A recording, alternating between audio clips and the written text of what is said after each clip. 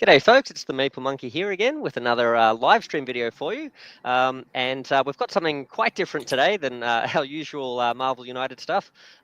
We're going to be looking at a brand new game, a game that isn't actually out yet, called G.I. Joe Operation Cobra, I believe. But before we get into that, I thought I'd introduce our guests here. So we have great friends of the channel, Nelly and Diversion Architect. So hi Nelly, how are you going? I'm doing good. Excellent. And hey Dave, Diversion Architect, how are you? Hey, doing well. Excellent. These guys are going to help guide us through the game because, as you guys all know, I can barely control a computer. So hopefully things will be a bit smoother with these guys. G'day Sin, g'day Lee, how you going? Join us for the ride here. We're hopefully going to be successful against Cobra Commander, so we're gonna try our best. And hopefully the more we do these and the better we get at the live stream sort of stuff, we might be able to do a few more of these down the track and that sort of thing as well. So so welcome everyone. And so what I thought we'd do just before we dive into the game, it's 1 a.m. Okay, well, thanks for joining us. If it gets a bit too late, obviously awesome if you could come back and watch us later, sort of thing. Don't knock yourself out on our account. I know as I'm getting older, like staying up for those like Simon live streams and things in the middle of the night are doing me in for a whole week afterwards. So, but yeah, I thought what we'll do is we'll have a look at the Gamefound page that this game is. That this game is sort of being advertised on, just to show folks what we're looking at here, and then we'll come back and sort of go through some of the bit of a brief overview of the rules and that sort of thing as well. So fingers crossed that I'm going to now try and swap what we're looking at here, and there we go. Hopefully everyone can see the Gamefound page. Does that look good to you there, Sin? Hopefully you can see what we're talking about. And I will now try and operate the Gamefound page myself. Here we go. So so the game's called G.I. Joe Operation Cobra, and it's by a company called OC Games. I'm not very familiar with them. I think they've said in the comments that they're a fairly new company. So I don't know if they're like brand new or maybe like a reskin. You know, sometimes companies kind of reinvent themselves and stuff. But they're called OC Games, and there was a little thing that flashed up there. You can see it. So it's like officially licensed by Hasbro and all that sort of stuff. So if we go through, there's a little video there. You can see these are some like 3D renders of some of the models. I think this bazooka guy is like a exclusive or something if you follow the project early or something like that, like an early bird. Not an early bird, but I think if you follow it before it goes live, there you go. Campaign preview. You'll get a free gift. There you go. And they've got a little comment section here. So this Gamefound page is still the preview page, it's not fully fleshed out or anything like that, but it gives you enough of an idea of what the game is about, I guess. So if we go down here, you can see, we've got a little free gift there. I like that the player board seem to be these like the back of the packets, you know, when you used to get your G.I. Joes. And you could cut out, it's like the old Transformers as well. You could cut out the back things, and they had like the stats and all that sort of stuff and the backstory. So I like that. And if we come down here, if we scroll down a little bit further, you can see it's a 1 to 4 player game, 14 and up. It says 90 to 150 minutes. It's a cooperative game, can also be played solo, like a lot of cooperative games. And I think they've said in the comments that they're aiming for true solo, so you don't have to field like 4 Joes to be able to solo it. And so you can get a sense for like what the scale of the models are and the look of the boards. We've done a little bit of a playthrough beforehand, and it kind of gives me, for folks looking for like an idea of what the gameplay is like, obviously hopefully you'll see on this video, but it kind of gives me a vibe of like Descent and Imperial Assault style. There you go, there's a roadblock, very cool. And you can see the snake eyes, and they've got these different stats here. We've got different equipment cards and things you can sort of combo together with them as well. And yeah, you got some little videos here. And this is what I wanted to point out as well. If you go to the, let's scroll back up actually. If you go to up the top here, the updates, in the first update, they give a link. Let's see, is this going to stay in the same tab?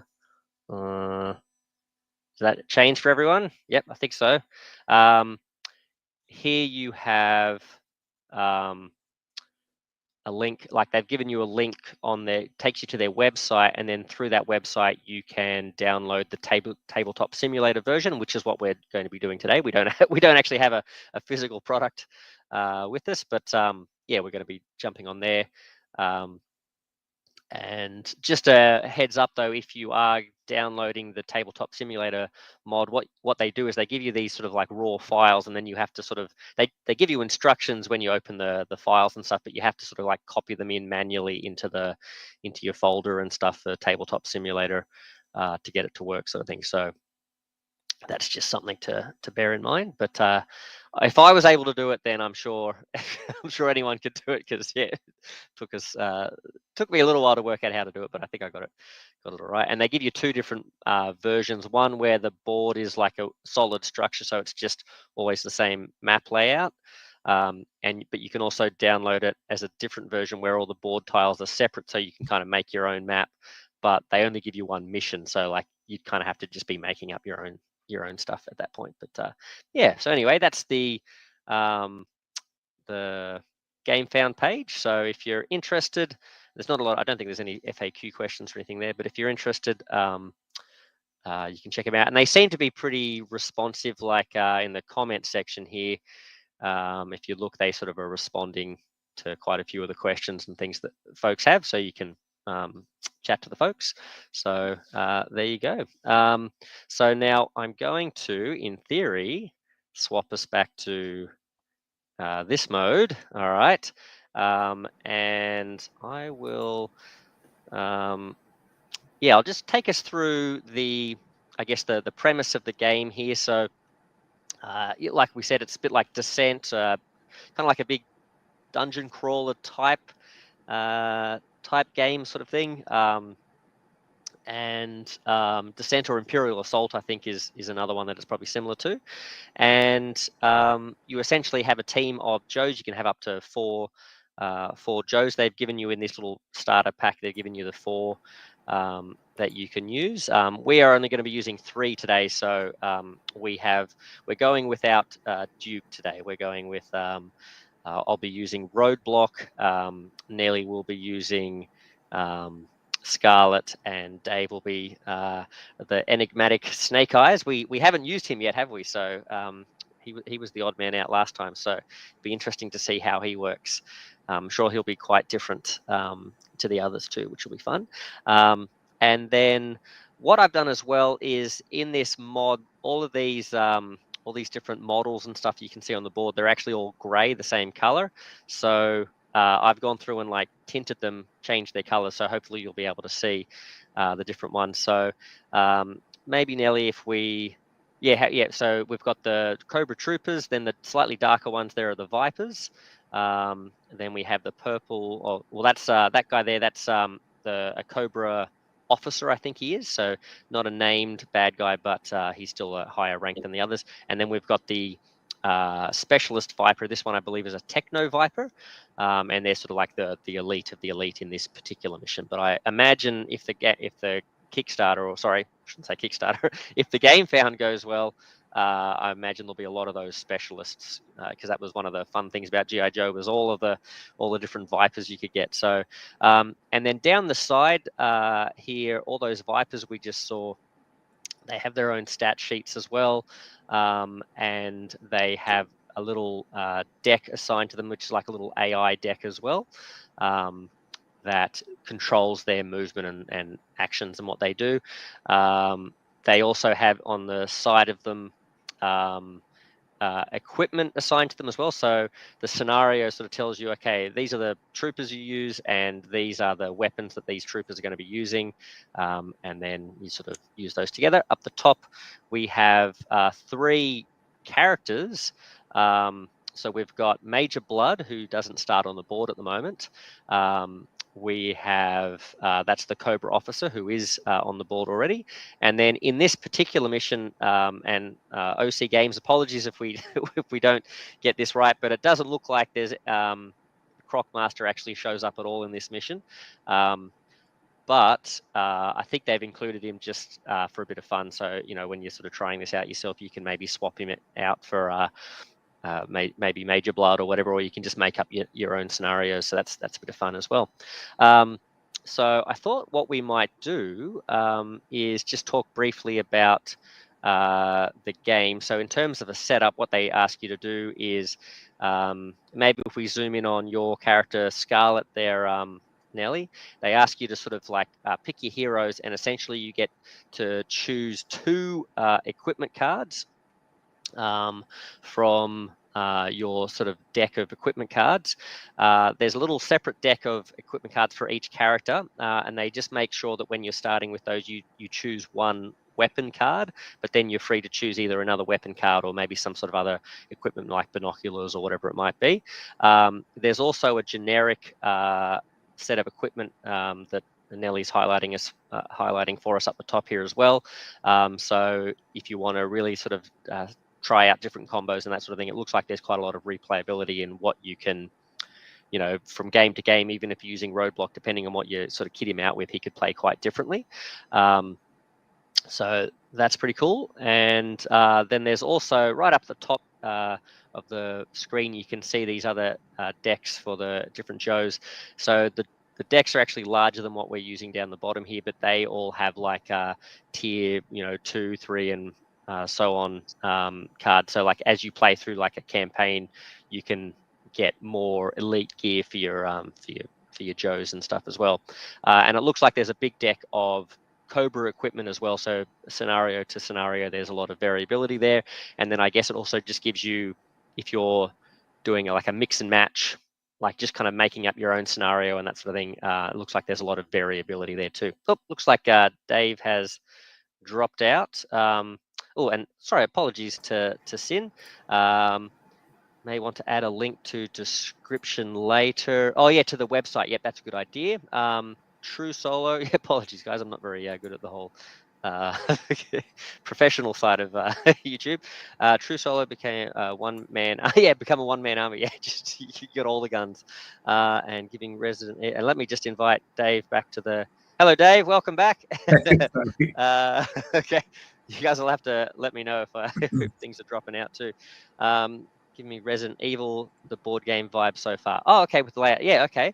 I haven't played a lot of IP sort of you know, Descent style games and stuff myself. So yeah, I'm sure there's probably a few I've missed and stuff as well. But oh, okay, interesting. So you'll have to let us know how the gameplay feels with that as well. So that's the idea with the characters and that sort of thing. The other major thing I guess we should maybe talk about is maybe the dice system. So maybe again, if let's have a look at Snake Eyes' character sheet down here. So Snake Eyes, he's got, you can see he's got a bunch of stats and stuff here. He has these abilities over in the corner, muscle, I think, stealth, and expertise. So those are like skill test type categories. And so if you're having to roll a skill test of any of those particular types, you'll pick up those colored dice. So you'll see there's a green dice, red dice, yellow, and blue dice. And so each of the characters, depending on how strong they are in a particular area, will use different colored dice, because I believe the dice have different sort of spreads of symbols and things like that on them. So I think a red dice is particularly powerful for what's his name, Roadblock, for when he's doing like muscle tests and things like that. Then those same dice are used for our weapons as well. So the weapons will dictate what color dice you use as well. And then this is where we get sort of similar to Descent and Imperial Assault, is this idea of like what I remember being, I think, called a surge system. In this one, you have these little dice with hit symbols, which look like little explosions, but then you have these little star symbols, which basically can be spent to trigger bonus actions from the list of bonus actions on your weapons. So that's kind of the gist there. And one thing I'll say that I really like about this system, I was a bit skeptical at first because I do remember not overly enjoying Descent. I never played Imperial Assault, but it looked like it was similar. But Descent for me, this is one of those games that has covered dice as well. So you roll a bunch of dice on the attack, and then you roll a bunch of dice depending on different mitigating circumstances and things like that that add cover or difficulty or whatever it might be, and then you compare them, and the cover dice kind of discount attacks and things like that. And I never really tend to enjoy those games because I find out what happens is you roll like 1,500 dice and they all cancel each other out and nothing happens. So that was sort of my experience of things like X-Wing and stuff like that. Like you'd go, all right, I'm going to do this barrel roll. I'm going to do this cool little sneaky maneuver. And I'm going to use this power up, blah, blah, blah, blah, blah. No damage. Okay. Lame. So it could also be because I'm not very good at these games and didn't set it up with the right mitigation. But still, it's just a thing that I didn't really enjoy too much. But and another thing I really didn't enjoy about Descent was that I would always completely miss my entire 15 dice attack because I'd roll the single X on one of those dice and then the entire roll would be discounted. And what I've discovered in this game from our last playthrough was that I felt like lots of stuff was happening and lots of guys were getting blasted. So the turns were exciting, and I think a big part of that is there's no complete miss on the dice. That is only on some of the on the cover dice. So yes, that can happen, but I think it's like less likely to happen because if you're doing a regular shot and there's no cover and stuff like that, and you're fighting regular bad guys that don't have a lot of armor, I think it's more likely that things are going to happen and you're going to be able to have like a successful feel-good turn. So that's just something I found from my first sort of playthrough sort of thing. So yeah, so that's the dice system. Very very glancing sort of take through with that. And as we go through, we'll sort of explain things a little bit more as we go through. But I don't want to bog us down already. I tend to waffle, so we probably need to get started soon. When we get into line of sight and stuff, we'll talk about that as well. But I thought what we can do, and hello to Norlith. Norlith saying, hello, it's board games. I really hate mechanics that a massive roll just for one thing to make it go to waste. Yeah. So this one, it feels like it feels more fun than what I remember a lot of these ones being like that. So I was actually pleasantly surprised. I didn't have high hopes for it, but we'll see how we go with this mission. Duke was very helpful for giving us lots of extra actions and stuff. So I don't know how we're going to go without him, but I enjoyed the last playthrough. We do have Duke. He diversion swapped. Oh, diversion, you swap. Oh, apologies. So I realized one of the things with Snake Eyes, he has a lot of mechanics that are around the stealth mechanic, and that's not currently in the rules. So I figured really? we wouldn't be able to showcase that very well. I'm glad you noticed that. Actually, that's something we should mention as well. We're just using like a Quickstart rulebook here that's been provided. The entire rules aren't provided. There are going to be some things where last time we sort of had to make some guesses about what happened and that sort of thing. So hopefully this will be useful for you guys watching at home to see what the game's like. Hopefully it'll also be useful for maybe OC games to see what things might not be so clear. But yeah, so just a heads up there. So the full rules aren't being fully showcased here. Oh, well, there you go. So Duke is in action now. Are you happy to beat Duke then? Yeah. Dave, yep. Okay, cool. All right, well that sounds cool. So Duke is back in action. I did enjoy using him. He felt very support heavy, but I thought he was quite useful in eking out some extra actions and stuff in our turns. And just so you're aware, Dave, the inspiration tokens and those sorts of things are up the top here. I think the little chevron ones. So they don't have. I think they're near this purple bag here. There we go. So the inspiration symbol on your card with the little light bulb thing is not the same symbol as actually on the inspiration token. So just be aware that it's a different token. So yeah. All right. Well, there you go. So there, that little light bulb means like add an inspiration, but then the actual token doesn't have that symbol on it. So that's something I would say OC games very much confuse me. So maybe make the symbols the same as the abilities. Yeah. Anyway. So. Well, that's 20 minutes. So let's get into, I think we should read the story. So I'm going to go into my own screen here. Feel free to highlight this too, Nelly, if you like. Let me see if I can, what am I doing here? All right. Hopefully I won't disappear off the screen. All right. I'm going to go up here and I'm just going to read the blurb. Just get us in the mood. Oh, hold on. Oh boy, got to zoom in a bit closer here. All right, here we go. So mission briefing. This is mission 1, Jungle Secrets. Okay, so in the dense, untamed jungles near Sierra Gordo, an unexpected radio signal has been detected. What began as a routine reconnaissance flight quickly turned into disaster when a powerful anti-aircraft force brought your aircraft down. And remember, kids, even a hint of light anti-aircraft force jump right out of the jungle. Okay, all right. So, crashing amidst the foliage, you've discovered the source of an intense of the intense firepower, a hidden Cobra complex concealed deep within the jungle. Your primary goal is to escape the jungle and report back with your findings. However, the opportunity to uncover what Cobra is up to in this secluded location cannot be ignored. Investigate the complex to gather as much intelligence as possible about their operations before making a swift and discreet exit. Time is of the essence. Avoid detection and get out before you are overwhelmed. All right. So that's the story. That's the setup. So our objectives to succeed, we need to secure mission marker 1, which is over in the little sort of high-tech room there with the 1 on it. Then we need to reach the mission exit point, which is down the bottom. So we basically have to sort of break into the location, get back out again, and head down the jungle to the exit point there. We have to escape across the jungle.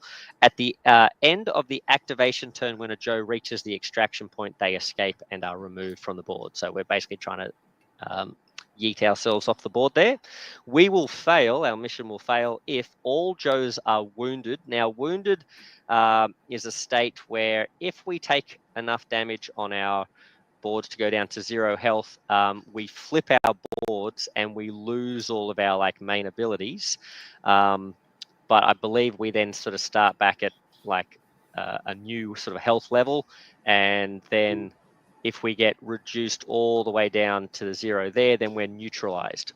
So you can see that mission failure happens if any one Joe is neutralized, but if we all get wounded, then that's also a failure. So getting wounded is not a good idea.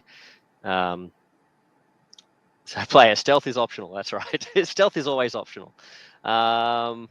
Then remember, kids, stealth is always optional. All right, so by the end, that's the other thing, there's a timer. So by the end of turn 20, if the objectives have not been completed, we will also lose. Now you can see there's a dial here. That's the turn tracker in the game, but just so to make it a little bit easier for you guys to see, we've put this counter here as well. So we'll be counting up using that.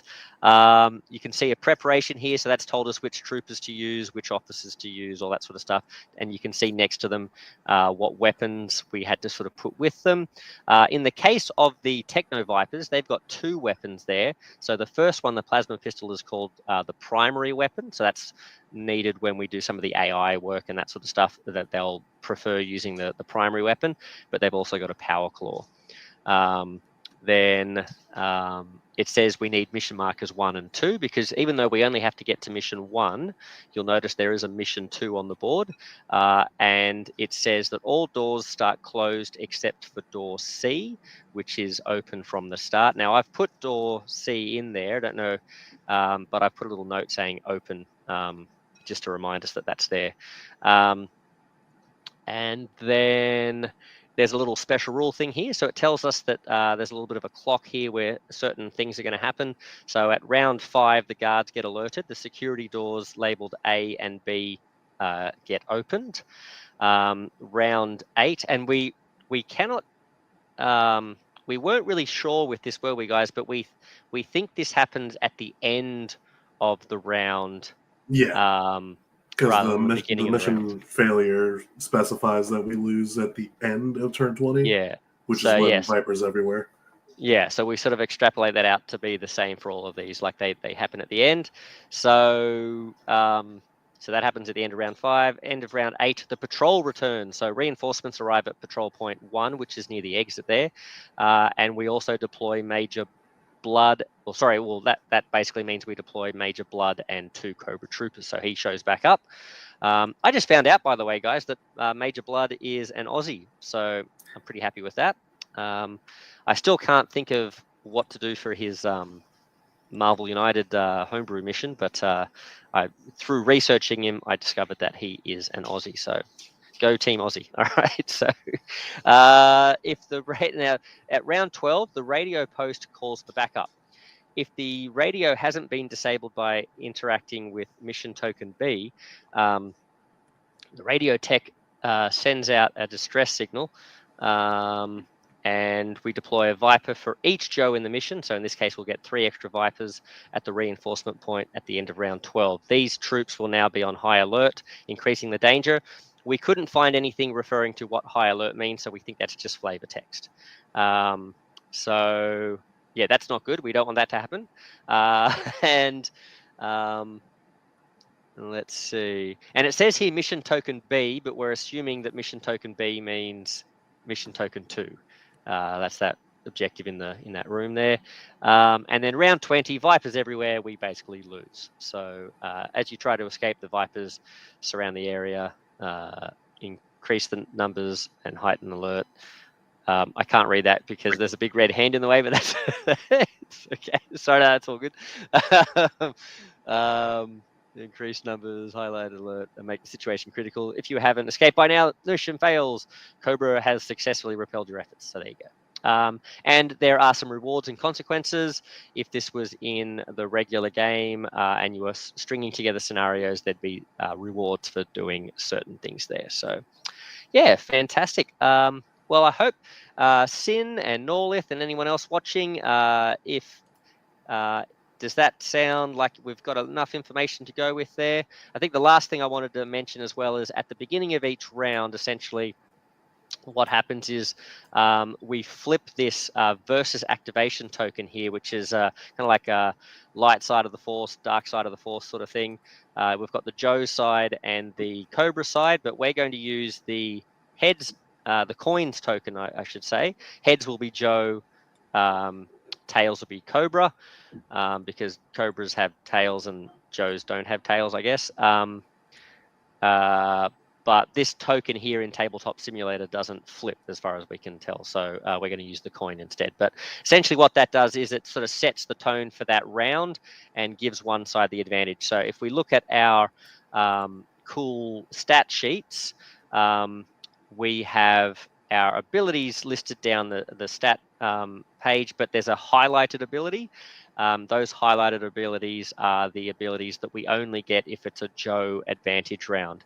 And then the same thing if we look at the bad guys, they have like an extra ability if it's a Cobra advantage line as well. So we'll go through that if and when it occurs. I'm sure it'll occur. So yeah, I think we are good to go, aren't we? Does that sound good? All right. So, and I guess we should take our troops and put them up on the entrance spot there. So we have to basically deploy them in the first spot, which is that little one, and then adjacent to that. So I'll let Dave. You want to put Duke where you like, adjacent to. Yes. And I think did we work out that adjacent was you can't move diagonally unless you spend heroic efforts, but adjacency was diagonal. Is that right? I forget. The rulebook didn't specify. Didn't say. All right. Well, I'll just err on the side of caution and put roadblock here. Then that's fine. I imagine in the startup you can, because if you were playing 4 players, it would have to be here. Oh, of course. Yeah. Well, I wonder. Well, you know what? I'm gonna I like your idea there. I'm gonna listen to it, and I'm gonna put Roadblock here because he's slow enough that I feel like he doesn't need to be stepping out of heavy cover. Yeah. So, and I believe we alternate. It goes a Joe. Sorry, 1 to 2 Joes activate. This is the round sequence. 1 to 2 Joes activate, and then a Cobra unit activates essentially, and then another 1 to 2 Joes activate if they haven't already activated. So in this case, it's kind of going to go 1 Joe and then a Cobra, and then 2 Joes, or 2 Joes and then a Cobra, then 1 Joe, and then basically the rest of the Cobras are going to activate till everyone has activated. And there are some activation tokens, aren't there? There's these double chevron things. Yeah. All right. Okay. Well, are we? I think we're good to go, aren't we? Like Marvel United under pressure. Yeah. Okay. So we should flip the coin, shouldn't we? All right. Let's see who has the advantage. So good luck, Joe's. Yo, Joe. Oh, that's terrible. Flip that again. All right. So I don't believe that informs who goes first, though. So I think we still get to go first. So, yeah, would one of you guys like to do the honors? One thing we'll have to bear in mind is Duke seems to do all right, at least going second or third, because he can help someone who's already gone, can't he? Right. So, yeah. But, yeah.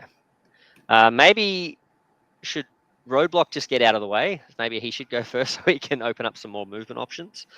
That is up to you, either you or me, because I can reach this guy and attack. Yeah, okay, let's do that then. Let's have Scarlet. Scarlet's gonna. She's hot-headed. She's gonna take the initiative. All right, go for it, Scarlet. So I have a movement of 4, and because of nimble, I can move diagonally. So 1, 2, 3, 4. Oh, I forgot she was nimble. Yeah, that's awesome. Yeah, she's super speedy. Okay. Let's see. And then I'm going to use my ninja claws. So the ninja claws are going to give you a. Is it a red and a red and a green? Right. Okay. And I'm attacking the trooper. Oh man, he's having a very bad day, this trooper. Yeah, the trooper has no defense, so nothing's getting added to this. Yeah. I think that's what I really like, is I like that the basic troopers have no defense, so there's no cover dice or defense dice, so that at least killing these guys, it feels like you can have some powerful turns. Oh, so wow. Oh boy. 4, 5, 6. So 6 damage and a star. So I can use my 1 star to do one of these. Which, what does parry do? Maybe it blocks like a cover dice or something, or a. Let's see. Yeah, apologies, folks. We will probably have to go back and forth into these books just to sort of check some of the keywords and stuff like that. And I thought maybe at the end we might just go through and highlight each of the pages of the book. So for folks at home, if you want to sort of like freeze frame, you can have a look at the rules and that sort of stuff as well at the end of the video. So we will be going back. So parry, when I activate parry, I get a parry token, which adds defense against adjacent enemies, and then at the start of my next turn, I remove that token. So it gives me like an added defense specifically against adjacent enemies. Oh, nice. Okay, well, if this guy lives, which I don't think he's about to. How much health does he have? Oh, he only has 3 health. I did 7 damage. Yeah. So. And the parry token is on the underside of the restrained one. It's this arrow bouncing off a shield. Yeah, so I will take him out immediately. Nice. All right. Shank. So all right. 1 action to move, 1 action to attack. Brawler agent, once per round after neutralizing an enemy with a melee weapon, I gain a free attack or movement that must be performed immediately. So, and I will use that star to get a parry token. Oh, yep.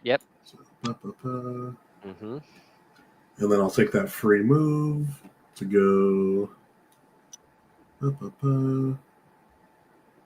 1, 2, 3. So if this guy attacks me, I've got the parry token. Nice. Okay. All right. And then we can have another Joe go now, can't we? So Dave, do you see anything that you'd like to do with Duke? Yeah, I think so. Mm-hmm. So let's see. I'm gonna do a movement first. So now does this cost extra movement to leave the yellow? Crossing a yellow line costs 2 move. Okay. Yeah, I believe it does. Yeah. 1, 2, 3, 4, 5. It would cost me 6 movement, and I only have 3, huh?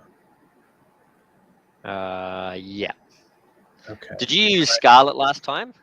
Yeah. Now to heroic effort, I could get an extra. I could do that twice, oh, yes. right?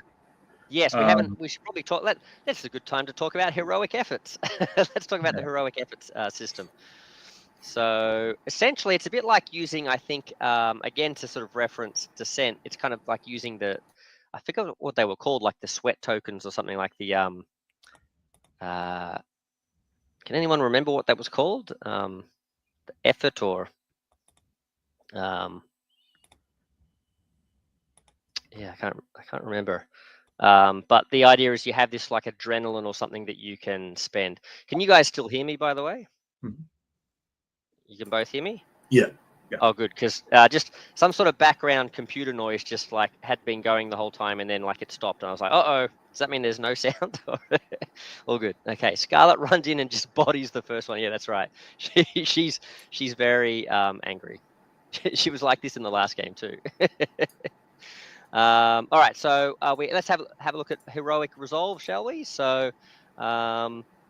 So heroic resolve allows Joes to perform an extraordinary feat, acquire a heroic effort token (HE) each time heroic resolve is used, and that's little one with like the kind of like a US seal kind of thing, like a, what would you call that? It's got like the eagle and it's the oh no, not eagle, it's a star and some laurels or something. Okay, and then. Yeah, each time it's used. So you build up. It's a bit like when you take wounds, you take the wound tokens rather than like lose a wound from a stack in the beginning. It's the same thing with heroic effort. If you build up heroic effort, that's like a bad thing because you're getting more encumbered with effort. And then when the HE token equals your heroic resolve, which is a stat, no more heroic efforts can be performed until resting or removing the tokens. And the Joes can use the heroic resolve to move diagonally during a movement action. So Scarlet doesn't have to do that. She can just do that as standard. But for the rest of us, if we want to move diagonally, we can spend a heroic effort. We can repeat an action during our turn. Yeah,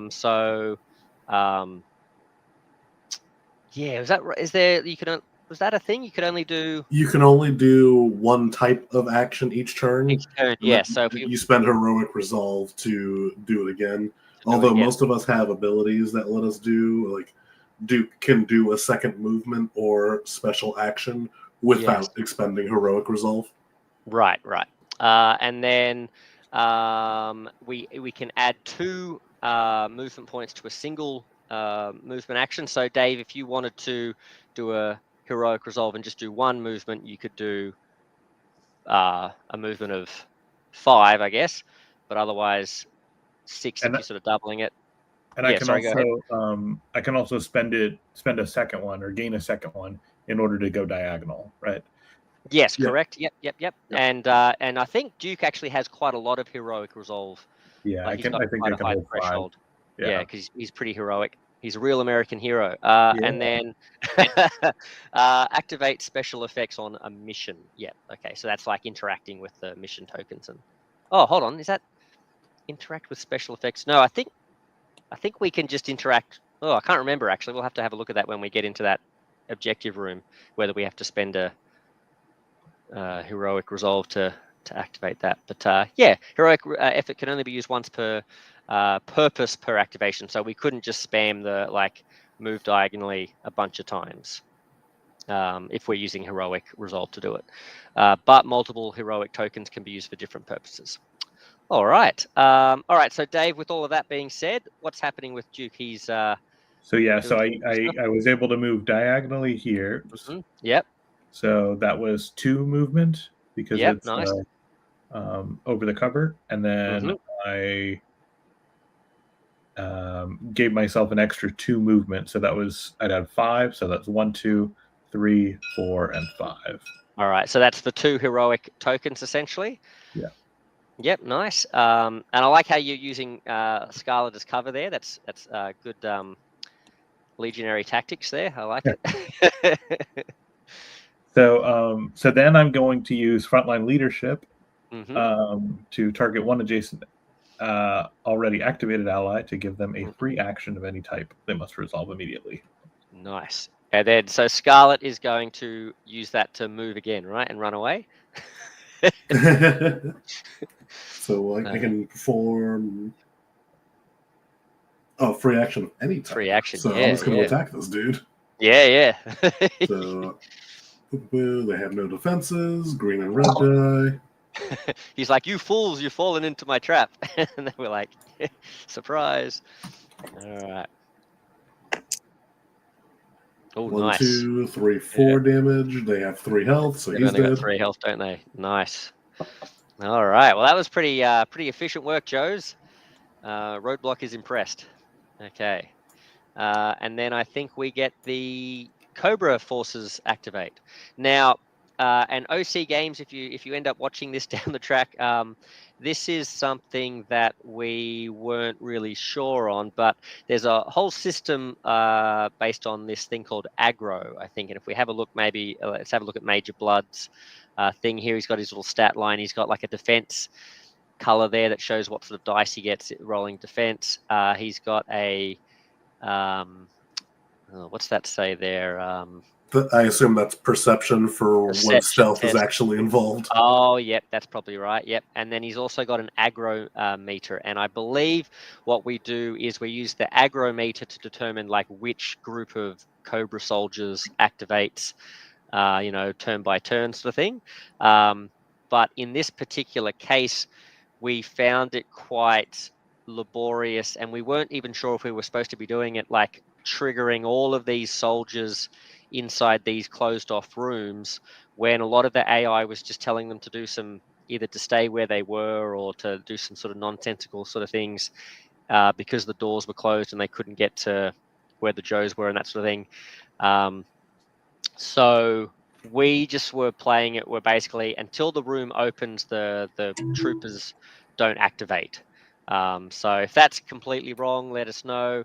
But there didn't seem to be anything saying that you didn't activate everyone, but then we just found it was like big long turns of like moving all these guys around, and they were kind of moving back and forth and not doing much. So we figured we would skip that part. So for folks at home, this may not be correct, but yeah, that's what we're going to do. So in this case, there's only one troop that's available, which is the Cobra Troopers. So in terms of the Cobra Troopers, if all of these other Cobra Troopers were in open rooms and things like that, all of them would activate. But since the only Cobra Trooper that is outside here is just this one lonesome guy who's guarding the guarding the door, in the little like it's like what do they call, like the little hut where the guy with the boom gate sort of operates. He's just kind of sitting there. And he doesn't like the look of what's happening outside. So, but he's going to go now. So I guess we're going to flip his card and see what his AI tells him to do. All right. So I believe first action is to move to a target. I believe that's what that is. Mm-hmm. So he's going to come charging out of the gate. Yeah. So the nearest enemy with line of sight. Mm-hmm. They have a movement of 2. So and what's the range on their gun? 2. 1. Yeah. 1, 2. He has been taken out by the door. Yeah. All right. And then that is to attack. Mm-hmm. Yep. And he's got a range. Has he got a range of 1? Is that right? And this is another thing I liked about this system was with the ranged attacks, you can still, and the enemy can still have an attempt at a ranged attack, even if they're outside of their range, because a lot of the little bonuses you can roll on your dice can be spent for adding extra range to your attack. So even though this Cobra trooper. Correct me if I'm wrong, guys, but this Cobra trooper is out of range at the moment, right? He's only got a range of 1. Yes, but he can still hit me if he gets 2 little star thingies. If he rolls the stars, then he can get that bonus, which I really like. It sort of means that you can have a little bit sort of less predictability about whether or not troops are going to be in range and that sort of thing. But there's always that possibility, which is kind of cool. So, all right, so he's going to unleash. He's got what, 2 blues and a yellow. yellow. All right, and he's firing at Scarlet, I think. Yeah, and I'm the closest. I have a light gray defense die. Okie dokie. So. She's got some battle armor. Okay. Good luck, Scarlet. See if you can dive out of the way here. Oh, okay. So he has plenty of stars to actually connect. So 2 of those stars are going to increase his range. So this will make it so he can actually add 2 to his normally 1. So now he can reach me. Yeah. He has 3 more stars, which will all get added to damage. Yeah. What's that? What's that one in the middle there? What's that ability? That's the regular Viper, not the Cobra Trooper. Oh, I'm looking at the wrong one. Sorry, guys. This is why I got Nelly to control the screen. I think it'd be smoother for everyone involved. So he's gonna. That is the same as Resident Evil. If the door is, cool. So Sin is saying that the doors, if the door is closed, the enemies don't respond. Yeah, that's what we sort of figured. Otherwise, it just felt like it really bogged down the game. Yeah. Yeah. Okay, cool. So what's So he's going to spend 2 of those stars to increase his range, so he can hit me. The other 3 are all going to go to increase damage, so his 0 damage becomes 3 damage. Right. Okay. So actually, it looks like from the attack dice, to hit with an attack, it is necessary to achieve at least 1 success. I was wondering that too, because he actually missed altogether. The other thing is during the round, all Cobra Troopers have +2 movement too. So he would have moved closer then. And it says whenever a Cobra character moves through a space, okay, so Cobra Commander's not in this one. Then Cobra, if Cobra character moves through. Okay, cool. All right, so that his special abilities don't trigger apart from that extra movement one. Okay, but either way, it's all the same, isn't it? He doesn't have like a melee attack or anything like that, like a melee weapon. So he's probably just going to shoot that gun. Yeah. So yeah. As Diversion pointed out, he needs at least 1 success to actually connect. So I'm actually safe. Nice. All right, take that, Cobra. All right, look at this inept Cobra guard. All right. He comes out and asks for our passes. He's like, okay. Okay, well. Your turn, Roadblock. All right, Roadblock. Now, let's have a look here. I've got to familiarize myself. I should have done this pre-game. All right, I don't have this ability, so I don't have the... So, Gunner, after the first successful attack, I can perform a free movement. Physical Might, I may perform a second movement or rest action without spending Heroic Resolve. Oh, that's good. And then at the end of Roadblock's turn, Jason to Joe can discard damage, but you guys aren't damaged, so that's fine. I don't have to do my home cooking, so I will. All right, let's see. I can. I've got moved. I've got a movement of 2, don't I? So I can move. Let's say. I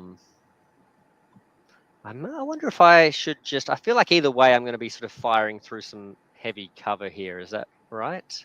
Or some cover at least, light cover. 1, 2. Orange does not provide any cover. Oh, it does. It's just the one that slows you down. I forget that every single time. Yeah.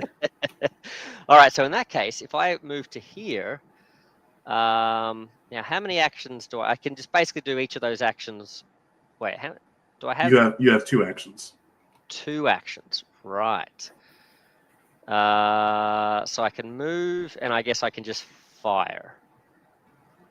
Yeah, I could do I could do a second movement, but then is that right? I wouldn't be able to attack. Correct. Yes. All right. Well, let's open fire then. Let's blast. Although Oh no, that's not going to let me do it. I want to get up and shank him with my machete, but no. Okay, we'll blast him. So I've got this cool lightweight field machine gun here, which has a range of 3. Now, here's the other question we weren't sure. So we've been playing that line of sight is.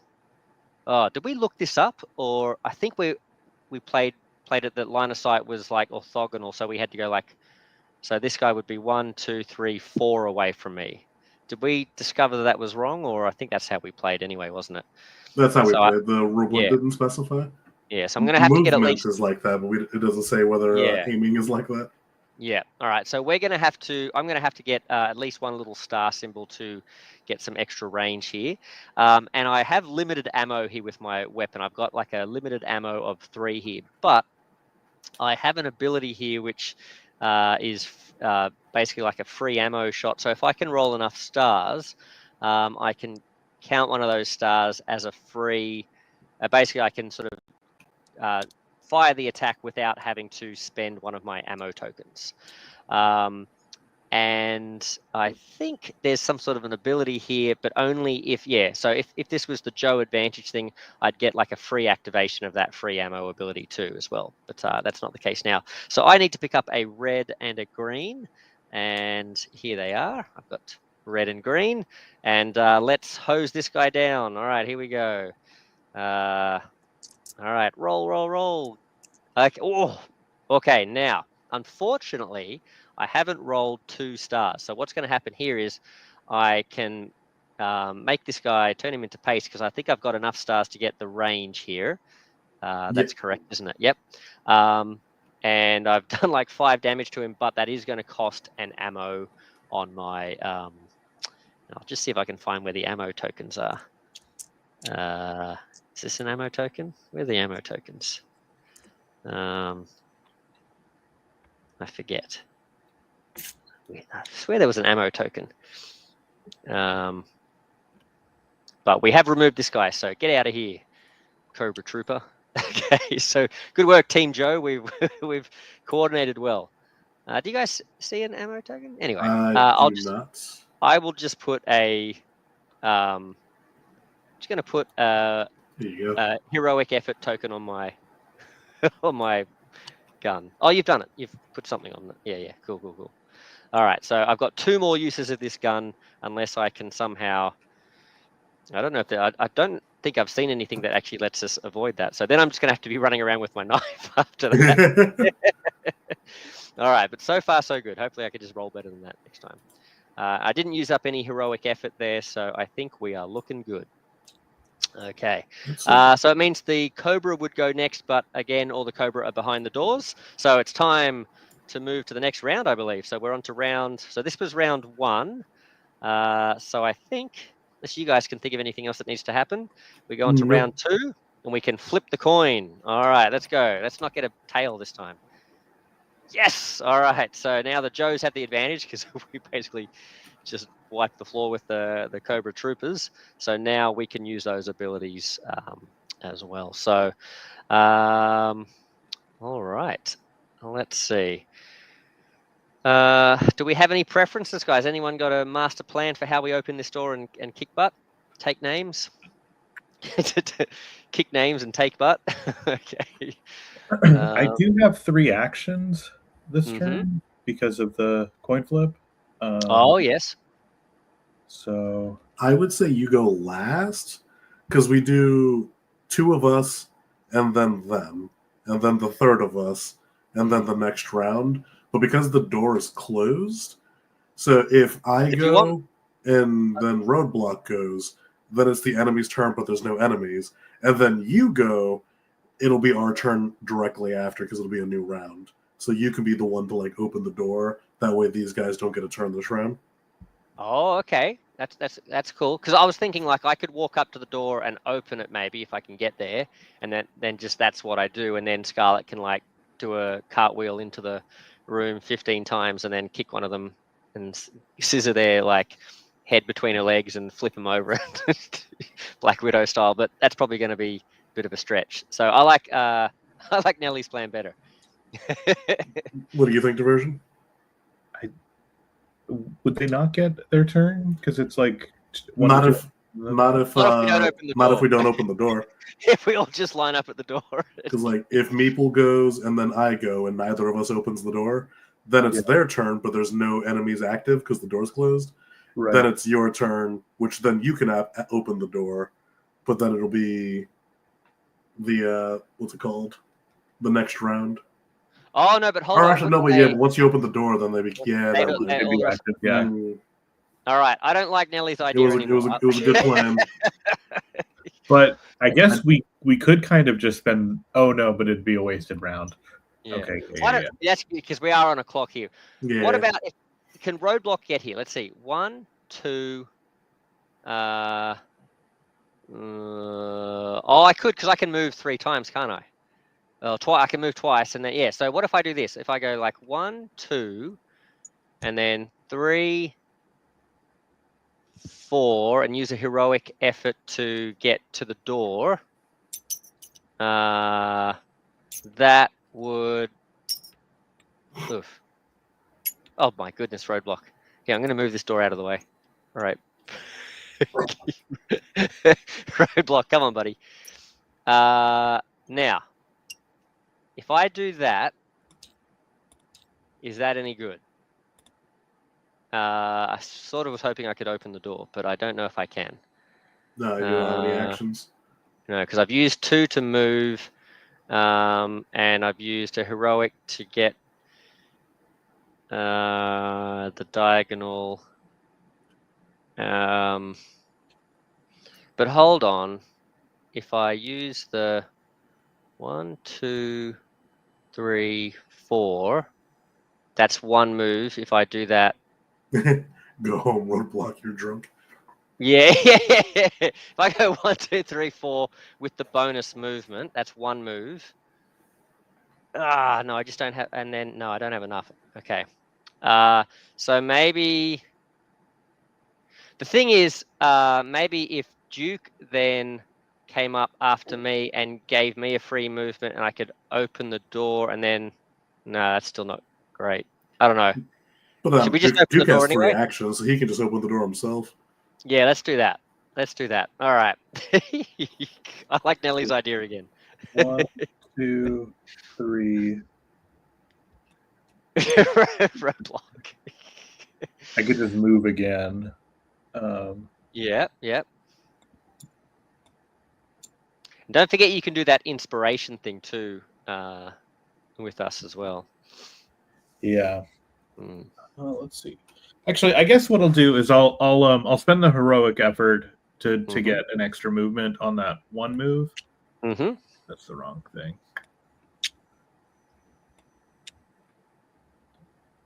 Okay.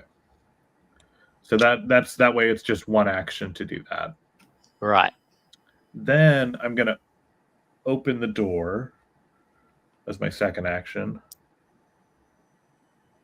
Oh. And then, you know what I should have done? We won't worry about it now, but I think I forgot that because I was able to take out one of those guards, wasn't I? Last turn, did I take one out? I should have moved again as a free action with Roadblock, but we won't worry about it now. But that could have let me get to the door, sort of thing. Just to point out for folks at home, that's to get more use out of Roadblock. That's a thing he can do, I think, because it wasn't part of. I think I was thinking that was part of his advantage move, but that's just something in his regular movement.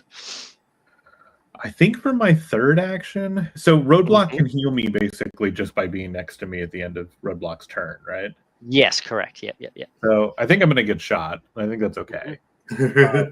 So what I think I'm going to do is I'm going to go ahead and roll expertise and try to clear off some of the 3 heroic effort I've collected. Right. Oh, good idea. Yep. And hello to your cat too. Yeah, this is Nightly. Yeah. Looks very much like we've got a cat named Diego. So I'm hoping Diego, who's sleeping over there, decides to come and visit us, and we can have like a cat live stream. The one on the stairs there. Oh yeah. That's Finnegan. cool. Yeah, there was an Okay, old cat I named get Mike. to wow. I get one. I get one success. Oh wait, can I spend two? Every 2 counts as a success for skill checks. Okay, cool. So 1, 2, Nice. 3. All right, I clear them all off. Yes. All right. And so do we want to let the Vipers come to us now so they're closer for like Scarlet to get in and kick butt, or do we want to let Scarlet go in first? Let them go now, and then I can get healed after. The only thing is, if Scarlet could get in there and take one of them out, that's less damage coming your way. But but that's a lot of movement. That's a lot of movement. Yeah. Yeah. Okay. I think I overestimate how much Scarlet can move based on what I've seen it do. Okay. Alrighty then. So Cobra, time for them to go. So we'll do the top Viper first. Mm-hmm. So these guys are a little bit more survivable. They've got 6 health. So he's going to make an attack. Mm-hmm. So from his range, which 1, 2, 3, 4, 5, 6. Okay. So he needs 3 stars to connect. He's got a red-green dice. Mm-hmm. So and then green. Excellent. And you do not have a defense die. So. But I've got cover, right? Because I'm like just standing. Go, Joe. No, because he can connect to 2 of your dots from his bottom left corner. Yeah, standing right in the doorway is not cover. So even though I'm 4... likely to argue that in my turn. So 4 damage with 2 stars. So he can make the range 5. 1, 2, 3, 4, 5. It just falls short of hitting you. Oh, nice. Remember, kids, if you're in a firefight, don't stand directly in the doorway. I mean, hey, it worked. always seek cover. So he misses you. Thanks, mister. And then I know. Second action, he's taking cover. So move to improve your cover against as many enemies. Wait, I think Dave should get cover. Were you talking about getting cover from your cat? Because you should definitely get No. Definitely obscuring line of sight. All right, so this he was seeking cover, wasn't he? Actually, hold on. Is Cobra Commander in this mission? In like part of the setup? No, he's not. We've got the Cobra Officer, but not Cobra. During this round, they can move diagonally too. Ooh, yikes. So Cobra Commander is not part of the preparation for this mission? No. Oh, okay, so I was going to say, if it was, he gets a free star on his attack, which would give him the range, but... So he misses you, and now he's going to move to get more cover, which he has a movement of 3. Okay. Is he going to try and run down the... Well, what would he... This was always confused. Would he try and run down the hallway, or would he hide in the corner? That wouldn't give him cover. He'd have more cover going up against the walls. Yeah, he's going to hug the walls. 1, 2, 3. Nice. Okay. Now this Viper. Mm-hmm. So move to target with a +2 to the movement. So he'll move 5.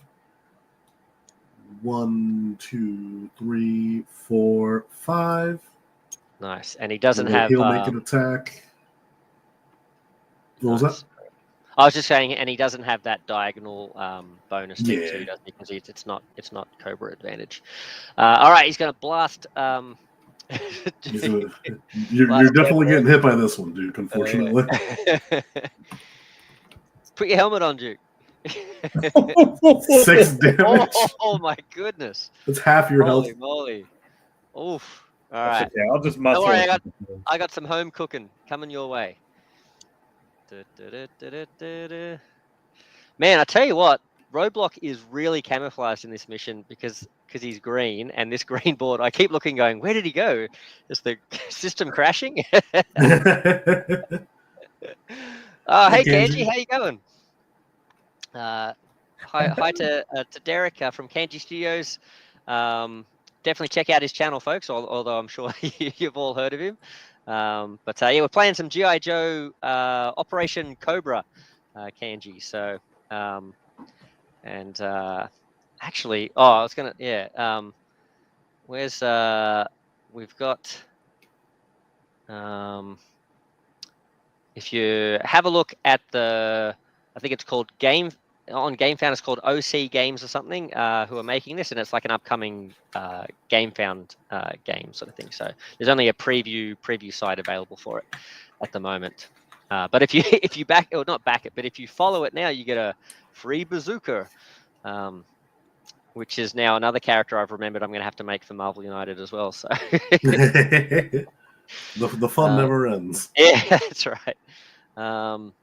Okay, so what happened there, Dave? You got hit by a for 6 fusillade of firepower there for 6. And that's it for the Vipers. So now it's either Roadblock or Scarlet. Well, Roadblock, what could I do? I could get to you probably, Duke. I don't know, would I have enough? I could probably maybe get there with enough movement to heal you. Does it cost an action for me to heal you? Let's have a look. Where's my combat chef? At the end of a turn. Oh, sweet. Okay, so I might even be able to get there and open fire and then heal you. So unless you wanted to, because I think me moving is not going to get in your way, Scarlet. So no, what I might do is I'll move 1, 2. Then I can use 2 heroic efforts, I think, to go. Now, hold on. How much heroic effort did I use last time? Did I use any? No, you didn't. No, okay. So I'm going to go 1, 2, and then 3, 4, using 2 heroic effort combined to get +2 movement and to go diagonally on one of those moves.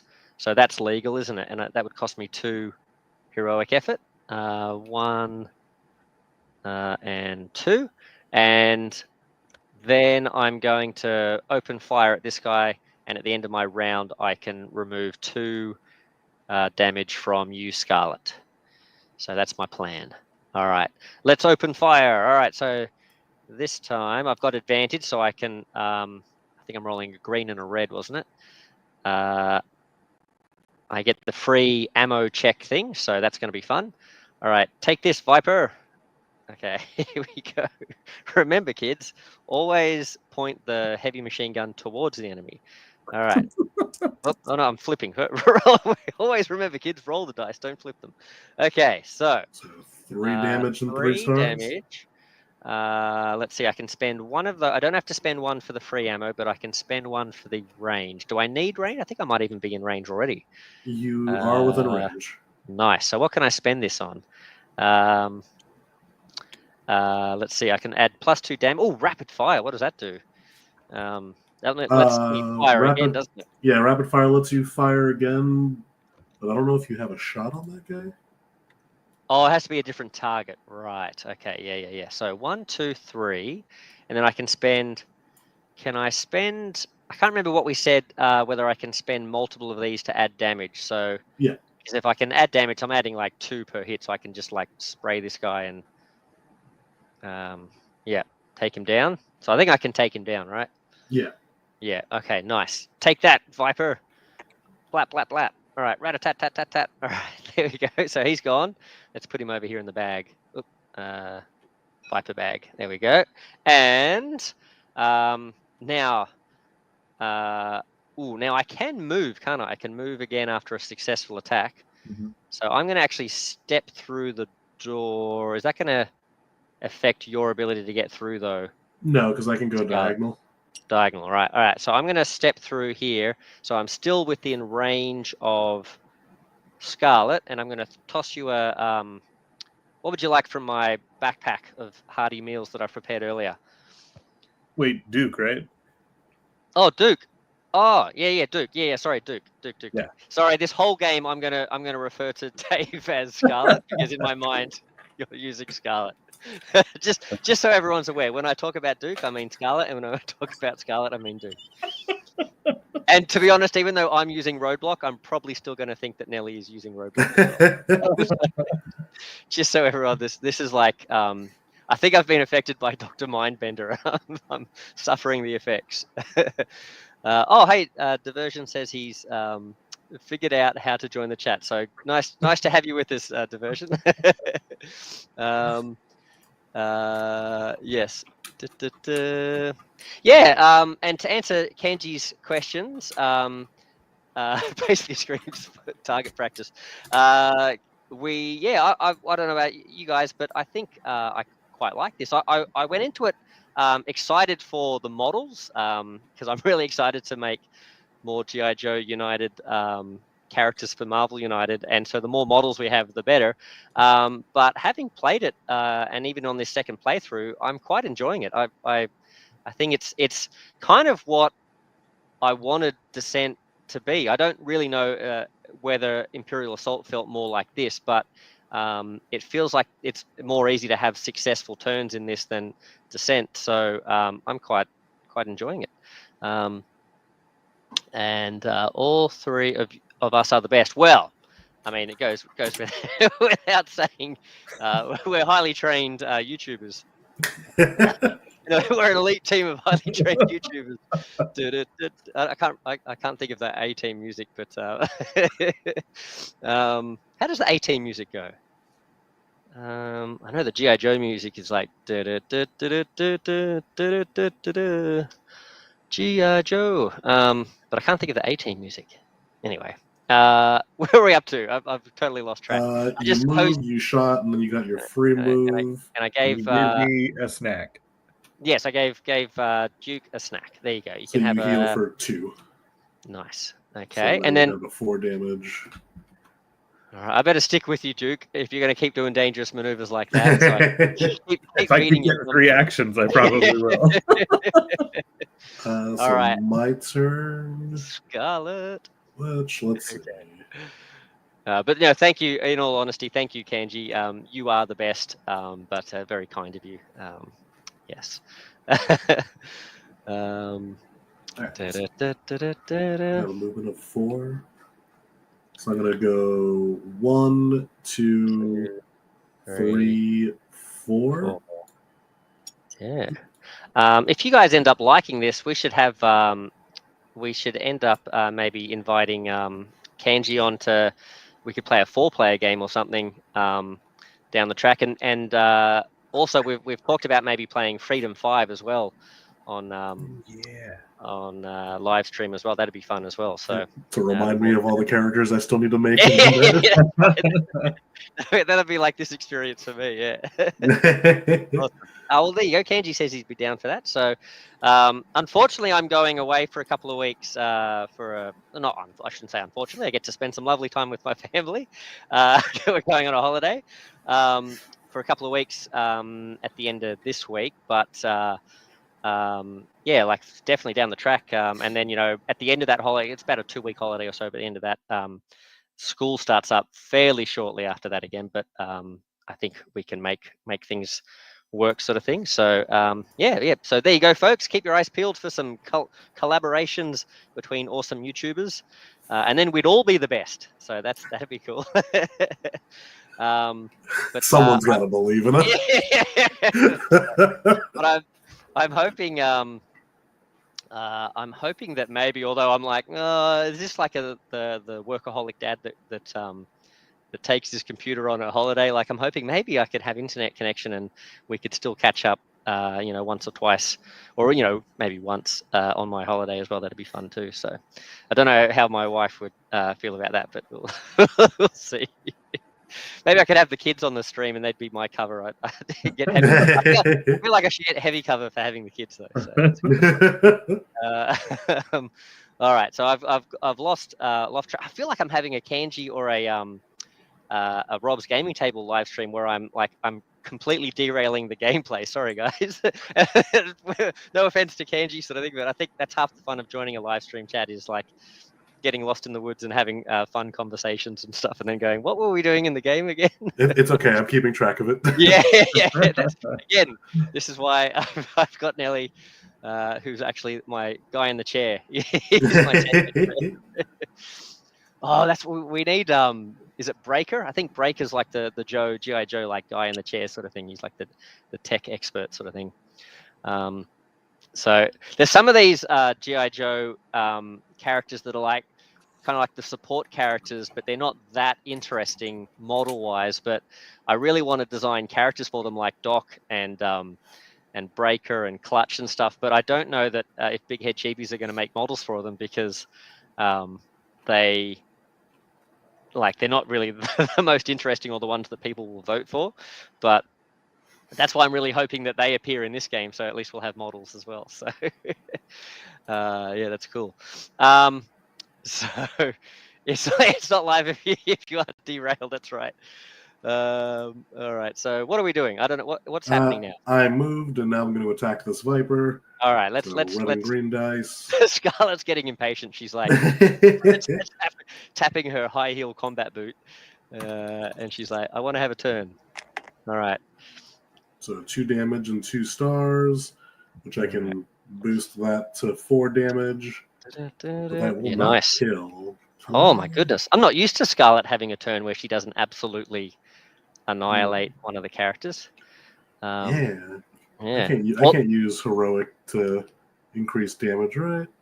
I don't think so. No. No, I can add it to movement, not to damage. It's like I remember the last time we played. I don't remember Roadblock ever having to use the ammo thing, because like you were just like rolling stars galore every time. So I'm only going to increase the damage by 1. So I'm going to do 3 damage and get my parry token again. Right. Okay. So sounds good. So this person has. So he has 3 damage. Okay. He has 3 damage, and I have. Where did my parry go? There it is. G.I.Joe. Can I have my parry? I did not neutralize, so I can't do that. And that's me. So next round. Next round. All right. So we're on to round 3. And what is it? Round 5, the guards get alerted. Those doors will open. So if we can finish this guy off quickly and get down the corridor past these guys, it'd be nice to be able to deal with them on the way back out rather than having to slow down. All right. Let's get a move on. So let's flip the coin. So Kanji and anyone else who's just joined us, at the beginning of each round, yes, that was a good flip. I like it. That is Meeple Monkey approved. There's like a kind of like a power of the force function where you flip to see if the Joes or the Cobra forces have the advantage, and then whichever force has the advantage gets to access their highlighted special ability on their stat card. So the Vipers have a highlighted ability, and the Cobra baddies and stuff have highlighted abilities on their stat cards as well. But unfortunately for them, they're not going to get to use them this time. So all right, Joes. Scarlett, do you want to like run down the hallway or something? And you're probably the closest to get to the door, or Sure, just because I could, if I kill this dude, I'll get a free move action, so I can attack him again, move for free, and then spend a token to move again. Yeah, all right, sounds good. I like your plan. All right, so all right, and that's first, Nelly. I was going to say, good job, Dave. Oh no, wait. So I will attack again. So red green die. Oh, hey Dan. Sorry, Dave. I'm like, he says, "Hey Dan," and I'm like, "Hey, like, why are you saying hi to me?" But no, Dan has joined us in the chat as well. So hi to Dan. Excellent sculptor and just excellent guy all round. Fellow. Actually, I was going to say fellow Aussie, but actually, I believe Dan. Correct me if I'm wrong, but. Not fellow Canadian, but living in Oz, I think. And so a compatriot of Andrew Fantasia's. And hi to Andrew Fantasia as well, if you watch this later. But yeah, Dan is, he works on all the cool stuff for Minis from Mars, all the cool upgrade tokens and stuff for Marvel United. And very, super impressive sculptor and artist as well. He did all the art for the Santa Claus homebrew guy, and he's like I like to call him a Renaissance man. He's good at everything. Okay, so yes, hello Dan. We're playing G.I.Joe Operation Cobra, and we are kicking Cobra butt at the moment. Things are going very fine, and there's no problems whatsoever. Actually, this would actually pretty good. Apart from a heavily bleeding Duke, but he's all right. We're feeding him donuts, so he's going to be all right. So I did 3 damage. 3 damage. Yep. And I'll get my parry token back, which that's enough to finish him off. Nice. So this Blam, Viper's blam. dead. Get out of here. Boo, boo, boo. Famous last words, yeah. Since I neutralized with a melee weapon, I get a free attack or movement action. So I will move now. 1, 2, 3, 4. Nice. And then my actual second action, I will spend a thing to move again. Nice. So I am at the door. At the door, nice. And I think last time we played this, I don't know about you guys, it feels to me like we're maybe maybe a turn behind our progress last time, or we're not too bad. I think we did all right last time, so I feel like we're not too bad. I think we're doing better. I think last time it took us a little longer to take out the guys outside. Oh, really? Okay. Oh, well, there you go. We're smashing it. So now what's the best option here? I think maybe Roadblock might hold things up a little bit if I go first. So Duke, do you want to go before me? Well, if you go first, then I can give you an extra movement. Oh, yep, I like that. Good thinking, Sarge. All right, he's got all the. That's why we pay him the big bucks. He's got the. What is it? Is he a non-commissioned officer? I'm not sure. 1, 2. Now I'd better be careful here with using my tokens. Also, I think. How many heroic effort tokens did I use last turn? Was it 2 or 3? I feel like I used 2. I think I had to. Yeah, you have 2 right now. So is that a stack of 2? It looks like. Yeah, oh, it is 2. 2. Oh, sorry. All right. I thought I was cheating, but I'm not. So that's 1, 2. And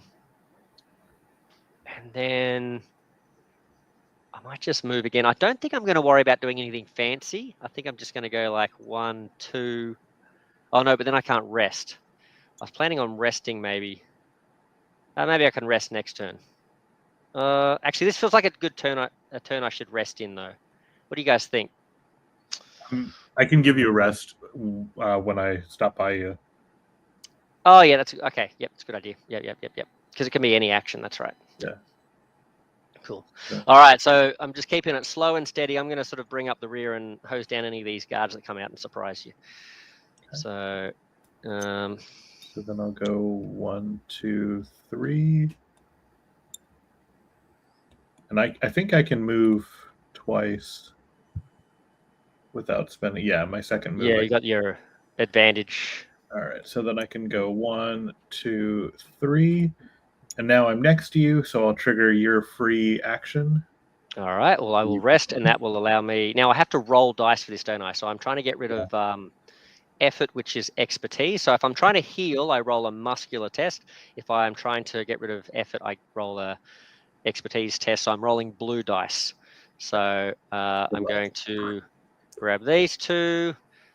So I imagine the spread of effects is not as high on these dice as the red ones for me, because I feel like I'm probably pretty good at shrugging off the damage. All right, so let's roll the dice. All right, and I'm looking. I'm looking for a 1. So that will heal 1, right? Because I have to combo together. That's 4. Oh no, hold on. The successes also count too. That's right. Yeah, 2 successes counts as 1. So yeah, apologies, guys. Oh, hey, Von Tract, how you going? I'm just being super heroic here. You've caught me doing some excellent expertise, and I inspired myself to rest, and now I can do more heroic things next turn. So yeah, so essentially each explosion on the dice counts as a success, and then if you add the stars together, every 2 of those counts as 1 success. Is that right? Yes. Yeah, excellent. All right. Thank you. I did some cool stuff. Thank you very much, Duke, for inspiring me to be the best Roadblock that I can be. So Von Tract, we're playing a game here called G.I.Joe Cobra. G.I.Joe Operation Cobra, and it is a game that may come out from, if they have a successful Gamefound by a company called OC Games. And just arrived from a great Marvel United night, me and my friends managed to beat the Kingpin. Well, Kingpin, Hela, and Bulls. Oh man, that's good, because I think all three of those characters have defeated me in the past. Yeah, okay, well, that's cool. Von Tract is a fellow fan of Marvel United, has I think just recently got into it, right, Von Tract? But you're currently in the process of hunting down season 1 boxes and stuff, and you just got the Wakanda one, I think, as well. Yeah, first time you've played them. Nice, well done. I think, yeah, Bullseye definitely. I think he took us out. I remember him being nasty. And yeah, characters like Bullseye and Lady Deathstrike and stuff, where they hunt you down. That's kind of who I think I should probably try and make Major Blood into a because he's kind of like a mercenary sort of assassin guy. But the trouble is, there's so many of those guys in Marvel United. I don't really know how to tell that story again in an interesting way. So I might have to ask for your guys' advice on that. But yeah, I'll have to do some more reading of the comics and find out what he does. But yeah. All right. So where are we up to? What did we just do? I moved down. Duke, you did some cool stuff and let me rest. So I'm going to do my last action rest as well. Yes. I'm going to muscle. Oh. All right. I get rid of all my damage. Nice, good work. And that's the other thing I like this system. Unless we're doing this wrong, OC Games, it does seem like, because I remember saying to the guys at first, I didn't like this system where when you take damage, if you get wounded, if you get into that state where you're wounded, you flip your boards. And actually, I might do this. I'll use my one here. No, what do I need to do? I need to unlock it. And so, Nelly, if you highlight our roadblock thing here, you can see if you become wounded, you flip to this side of your board. I don't know if you showed this off before when we were doing the thingy, but you can see you lose all your abilities apart from the like the advantage ability, which looks like it's a different ability anyway. And I was thinking, this doesn't feel like it would be fun, because like the arc of a game, you want, as things are getting more tense and exciting at the end, you want to be leveling up and being able to do more exciting things. But it really does feel like that there's a lot of mitigation. There's a lot of things you can do to try and sort of block that from happening. Like, if you're willing to sort of do some rest turns and things like that, it's quite easy to get your health back and that sort of thing. So unless things go really pear-shaped, it's probably not too bad. And as I think about it, I'm like, okay, well, I guess then, yeah, you're really scrambling at the last few turns to try and escape, and you don't have a lot of health left and stuff. I guess thematically, it's like you're bleeding out all over the place and you're crawling towards the exit, so you're probably not going to have all your special cartwheel abilities and stuff. So, yeah, I'm coming around to that one, so all good. All right, good job, Duke. We're all ready, fit and ready for action, I think. Yeah, next round. Next round, so... is this going into round 4? Yeah. Yeah. Yep. All right. So I've up to the counter. So it's at the end of next round, those doors open. So we want to at least get a move on and get into this objective room before that happens. Okay. Oh no. Uh-oh. All right. Okay. It couldn't last forever. Okay. Shall I go first so I can open the door, or? Yeah, unless our sergeant's got any better. Is he first sergeant? I think he's first sergeant. Unless our illustrious first sergeant has any better ideas. That sounds good. And then I'll try and give you another shot, or I could help Roadblock get there faster. I think maybe. Well, we'll see how we go, but I think maybe Scarlet's the one to support here, because I can maybe just come down and guard the doors behind us or something. Yeah. All right. Let's see how we go. All right. Let's see.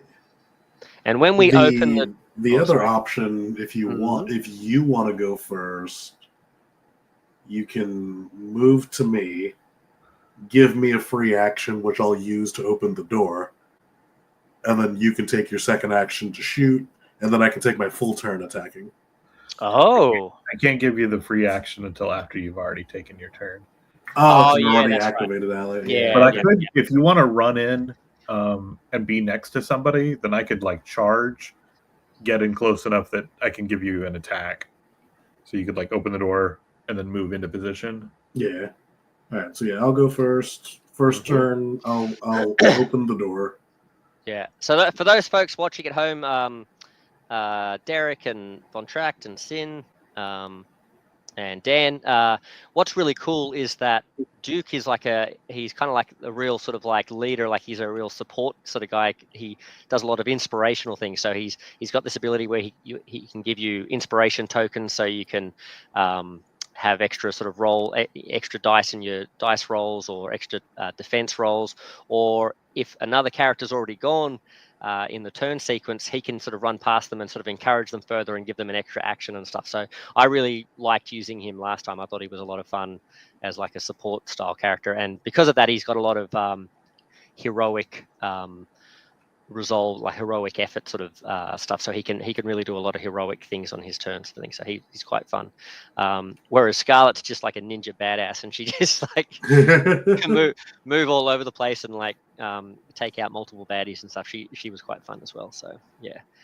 And of course, Roadblock is like super fun as well, because he's slow and plodding, but he can surprise you actually with some of this heroic effort stuff. He can get a bit further than you might think, but he can just like hose down whole areas, and he's also got some.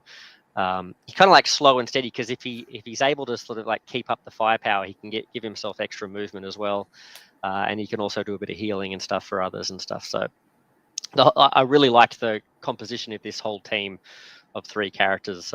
We haven't used Snake Eyes yet, as Dave mentioned earlier in the video.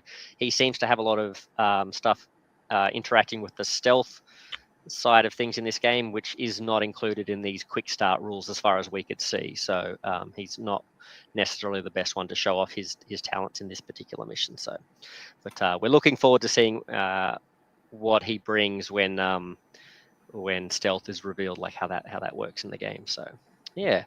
All right, Mr. Duke. So first action, I open the door. Second action, I'll shoot at this guy. Wait, this is Scarlet going, isn't it? I knew that. Yeah, sorry. Okay, Scarlet.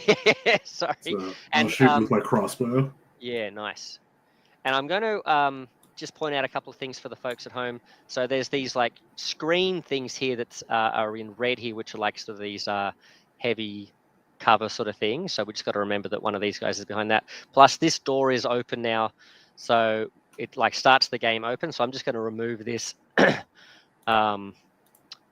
And Nelly, you can draw in. I think you drew in little boxes showing where that is. So there's a little door here into the radio room. So this is like a little secondary mission. We can go in here if we want to. If we think we're going to take too long, we can come in here and stop some of the reinforcements being called in, because that's coming up, I think, in round 12 or something.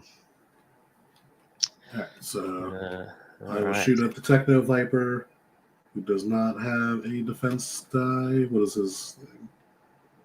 Okay, that's that. Nice. Blam, blam. I'm shooting through yellow, so he does have light cover. Okay. So he'll have a little bit. He'll have the light gray dice. A lightish one. And there's so many shades of gray over there, isn't there? I feel like I'm watching a risque novel. Okay. All right. And no worries at all, Von Tract. This is a live stream, so we're fully prepared to go off task here. Now I noticed you didn't roll a lot of. Wait, now hold on. What if we reverse time? Is that going to? Okay.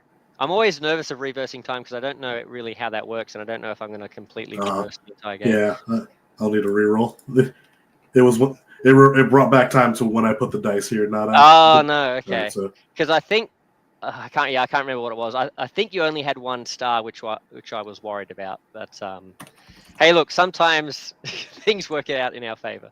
So now, 3 successes, which this negates 1. So 2 successes and 2 stars. Right, 2 successes, 2 So, scars. The Cobra guys are like, hey, that's no fair. That was a worse dice roll first. I actually think my last one was better. Suck it, Cobra. But yeah, sorry, on track. Don't worry. We are distracting ourselves, so it's all part of the fun. It's with a, I guess, primary objective is to entertain you guys and chat with you guys and stuff. Hence, we're doing it as a live stream. And secondary objective is to show off the game as best we can for OC Games, I guess. Even though I should point out, actually, this is not a paid promotion or anything like that. I just thought this game looked fun and I wanted to try it out. So, yeah, we'll see what people think of it. But yeah, what are we doing? If we want to go with my original role, I pulled up the video and just. Oh, that's handy. See, So this is why you're the guy in the chair. Unfortunately, I had 5 successes and 1 star, but the gray dice negated the star. So just 5 damage, which means I can't reach. Yeah. Well, up to you. I'm happy. Yeah, no, we'll keep the original. Keep the original roll. Look at that. We're so earnest. This is why we're the Joes. All right. Okay. Now, did you need to be successful with that to be able to keep your combo going, or are you? It's only for melee anyway. Yeah, my combo is only melee. Oh, only melee. Okay, yep. That's your ninja course or something. Yeah. And then, so yeah, 1 action to open the door, 1 action to shoot and miss. That is it for me. Okay, good start. Join us next week as Scarlet gets written out of the series. Well, she's always getting like kidnapped and then brainwashed and turned into a Cobra agent, then coming back, and then like Storm Shadow goes to rescue her, but then he gets kidnapped and he becomes the Cobra agent. So I feel like this is on par with what should be happening. So Duke, do you want to go? Yeah. Yeah. So all right. All right. Save us from this ineptitude that Scarlet has shown here. I'm gonna. So I did my first action of movement with I took a heroic effort to move an extra space. Mm-hmm. And then I will frontline leadership to let Scarlet take another action. Right. I will attack again. Okay, let's learn from your mistake. Now these guys have 6 health as well, don't they? These are the big elite Techno Vipers.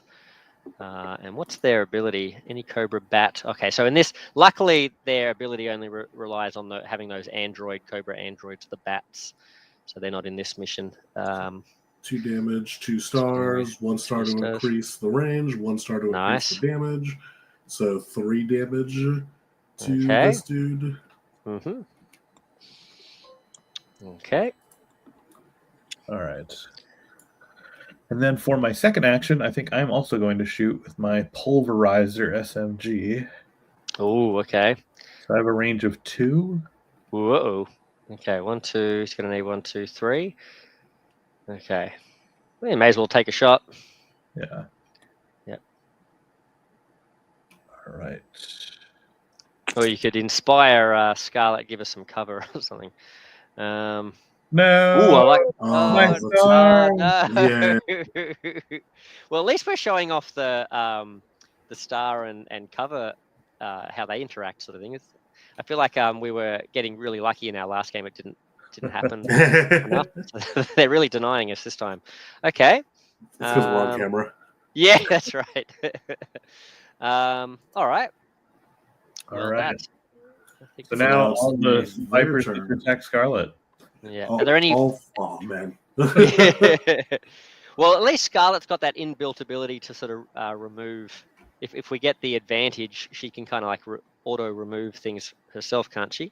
Yeah. Yeah. So she can heal up a little bit. And are there any like freebies you get at the end of your turn, Duke? No, my freebie was yeah. Okay.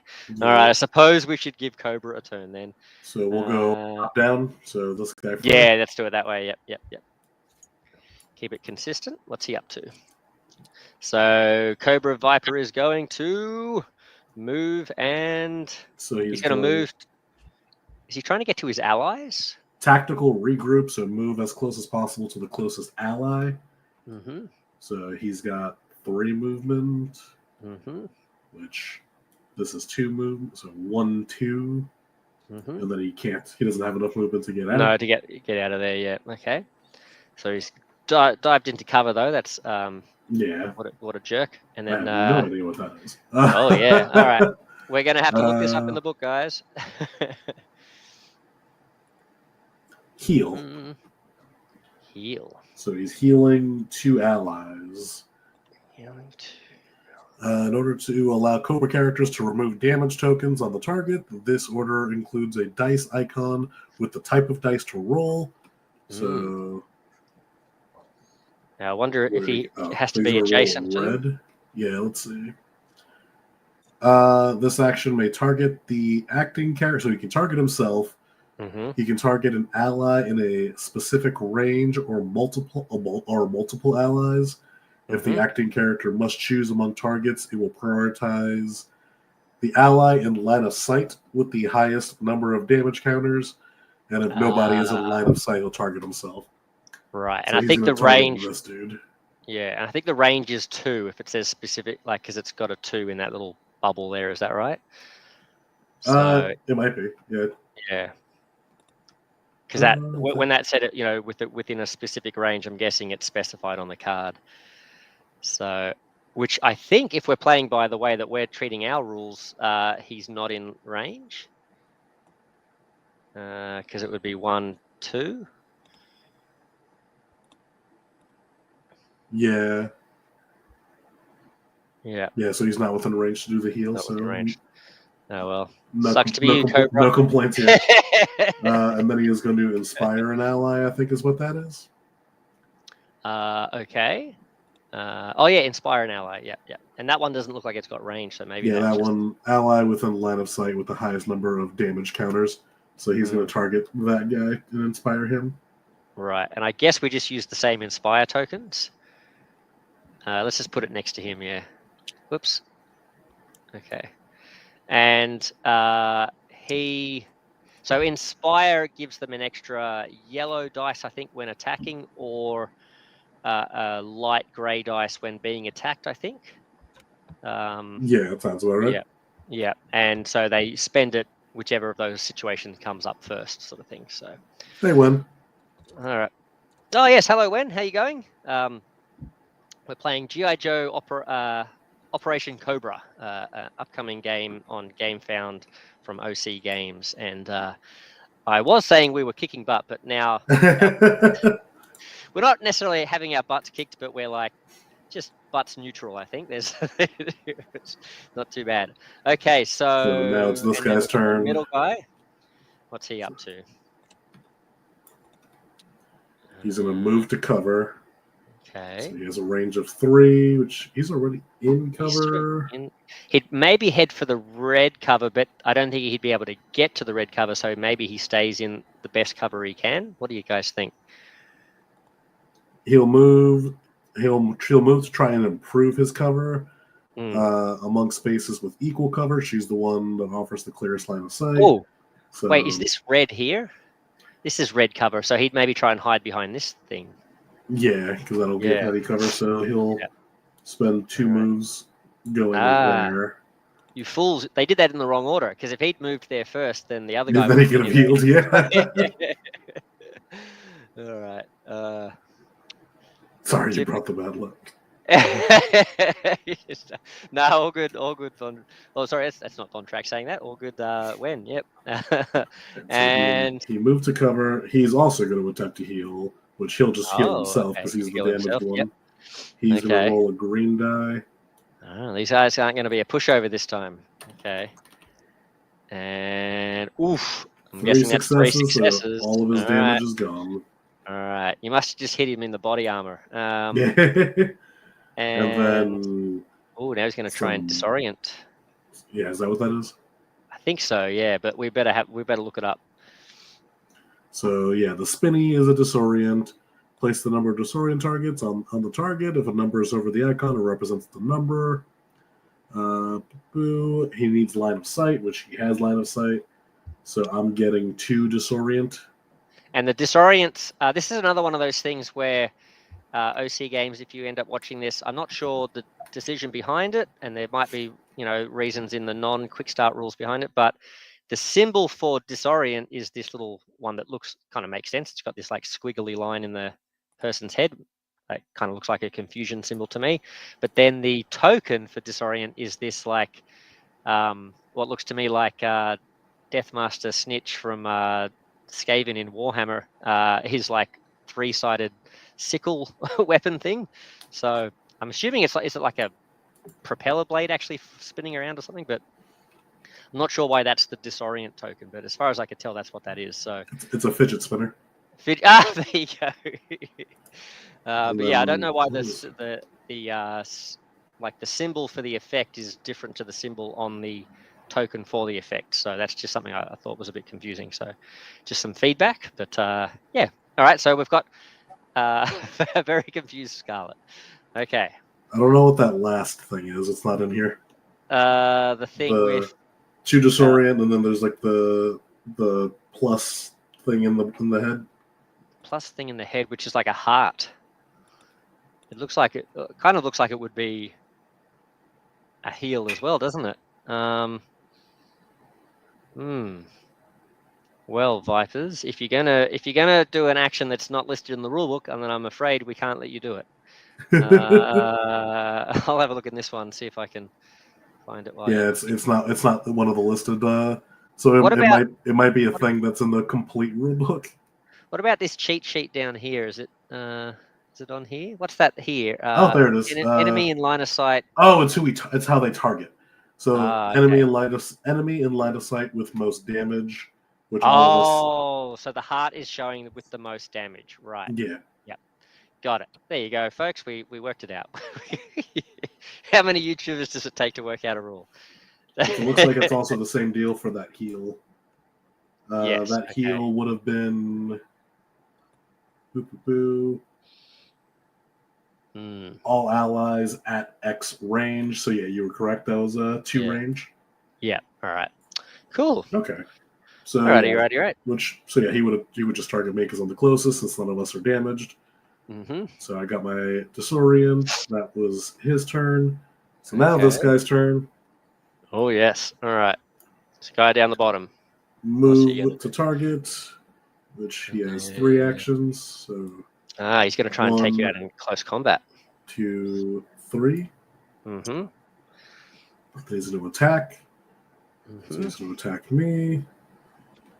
So he'll use his primary weapon since he didn't get into combat. Yeah, so plasma he'll use his 2 greens. All right. He's going to blast us with the plasma pistol. Which I have armor, so... The Techno Viper in Marvel United that I've made is way less scary than this guy. 3, 4, 5, and 1 success. Is he in range? I negate a star, so it's just the damage. No, his range is 1, and he doesn't have any stars to increase it. Oh, thank goodness! All right, he gives you a big light show, but doesn't quite get to you. You know, that would have been half my health. Yeah. Okay. And then he regroups, I believe. Yeah, he's going to try and get back into proximity. Yeah, tactical regroup. Yeah. So 1, 2. Yeah. Okay. If he was here, if he moved here, would he try and? Oh no, but he would need 2 to get past the yellow line. I keep forgetting about that. Yep. Yeah. Okay. So now, what about this guy down here? Yeah, because the door's open, so he can cut, so he can move. Yep. Radio Man. He's going to attempt an attack. Can he even see? Don't. Not really. He hits the wall. Yep. So he doesn't have line of sight. Mm-hmm. He'll move to cover. He's already kind of in the best cover. Yeah, I think so. I think he might. Unless he'll probably move to the wall. Move to the corner. 1, 2. I don't know. That's one of those ones. If we've got that wrong, sorry guys, but thematically, it's fist. Is another attack. He hears all the commotion and then, hugs the wall, sort of thing. Fist would that be like attacks twice? Let's see. Or maybe attacks 2 targets or something. Yeah, I assume it would be attack 2 targets.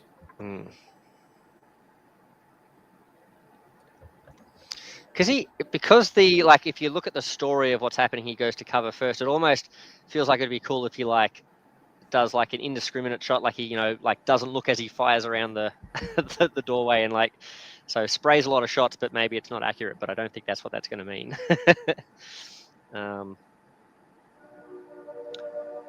And then I hear a train. Yeah, that was me. I'm playing on a train. Okay, so they will always use their primary weapon unless they are adjacent or it's that double fist. So that's actually telling him to use his secondary weapon, which which he can't because he's not within reach. There you go. So the 2 doesn't mean the number of targets. The 2 means weapon in weapon slot 2 sort of thing. Yeah. Yeah. Okay. Cool. So that's them.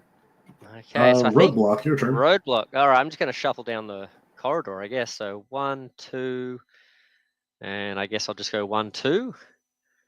And I don't think there's any. I don't think I can really get past there without. I could use some funky maneuvers, but that would kind of just get me in this dead spot. I think maybe I'll just stay here, and then I think that's fine. I don't need to do any resting, so we're all good. All right, on with the next turn. So round 5. All right, can you guys still hear me? Yep, excellent. Yeah. Very good. And round 5. So at the end of this round, those doors are opening. So I'm gonna want to. Well, I guess standing there, I could just fire into that room, but we'll see. See what happens. So we've better flip this thing and hope for a heads. All right, come on. Yes. All right. I think we needed that big time. All right. So we've got our advantage abilities, and we are negating theirs.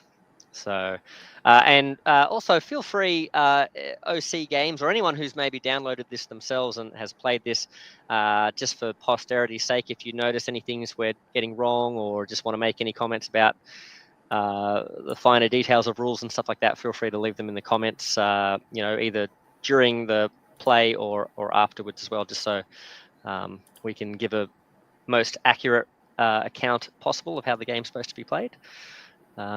But yeah, what do folks at home feel about the tempo of the game and the how it goes and stuff? Is it looking pretty fun?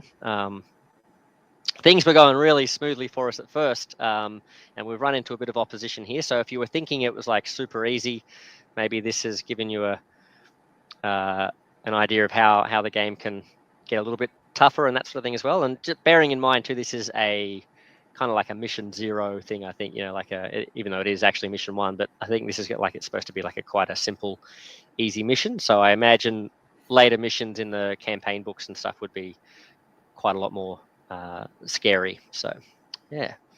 All right, what's our plan, guys? I can grab the mission.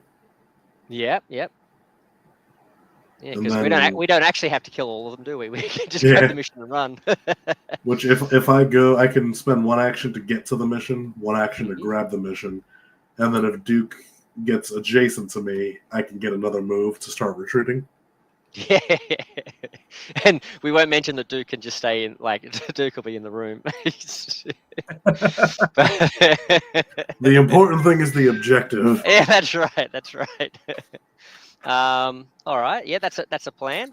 I could, with a bit of heroic effort, I could also think I could shoulder my way through and start spraying the room with fire in there to give you guys some covering stuff to grab the objective and stuff if you wanted to, or do you think I'd be better placed to be back in the hallway here to I could even maybe lure them back this way. I could sort of step back this way and lure some of the guards this way. Well, since that's the end of the round, I feel like as Mm. long as you get back in position at the beginning of your next turn, I think you'll be able to spray into the rooms. Yeah. Okay. So what do you guys think about me stepping in, though? Do you think that's not ideal? Do you guys think you two yourselves can deal with it? Do you want to go with Nellie's plan of just grabbing the objective and running and hightailing it? I think once Nelly and I go, then you should have a free 2 spaces ahead to step in and then shoot from the doorway. Yeah. Okay. All right. Let's do it. Let's do that then. Okay. So I'm going. Although they will move again, won't they? Yeah. Before I can step in, but that's all right. That's okay. Yeah. I mean, what I'm like, because I can do 1, 2, and then Duke, you have a movement of 3, so you can get next to me, activate the frontline leadership, and then you can either attack or move or start retreating back with me. Can you melee from that position? Could you use no, because it's adjacent. Okay. I think we'd get complaints from the Cobra committee if we did that, because we didn't let them use it for their healing. What's the G.I.Joe? Finish the mission at... G.I. Joe, finish the mission at all costs. Leave anybody who gets in the way behind. That's it, right? That's the mission. Now, all right. So who's going first? Is it Scarlet, right? Yeah. Okay. All right. So Scarlet. 1, 2, 3, 4. All right. And then 1 to take the mission to interact. Okay. And that's my turn. Oh, I'll also use my free thing to get rid of my my 1 inspire, or not inspire. Whatever the heroic effort. Oh yes, yeah, that's right, because you've got the advantage. Yeah. So Scarlet's got this ability where, if she gets the advantage, that actually, she's got one that's like a instant effect. So basically, at the moment that you flip the coin, if it comes up on the Joe side, then she gets to trigger that and lose some either damage or heroic effort. So that's good. Okay.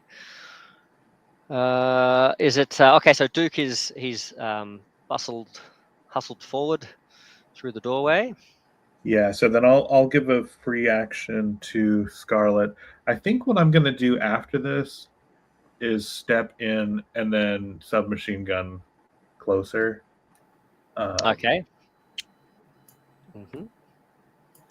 Oh, so really quick, it's not going to change anything, but I forgot that I have the disorient, which yes, that's going to increase the movement cost through non-normal terrain by +1. Right. Which should not an issue, because 1 I can go diagonal, so this just becomes 2, 3, 4. Yeah. Okay. But thanks for pointing that out. That's good to know. Yep. Okay.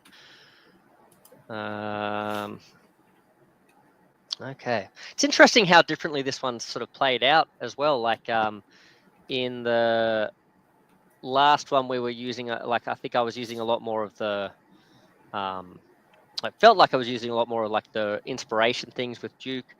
And although I'm probably speaking too soon, because like I know we've got this plan of diving out the door, but like last time we played, we kind of came in and like cleared out the room sort of first, and then sort of headed back, sort of thing. So I like that you can play through the same mission, and even with the same 3, like using the same roster, it's feeling quite like not super different, but like it's enough that it's like, oh, this is a different experience. So yeah, that's cool. And we're not even really using a lot of different equipment too. Like if we changed up what weapons and stuff we were using, it might feel even more different. And I wonder how it would feel having more of those equipment things.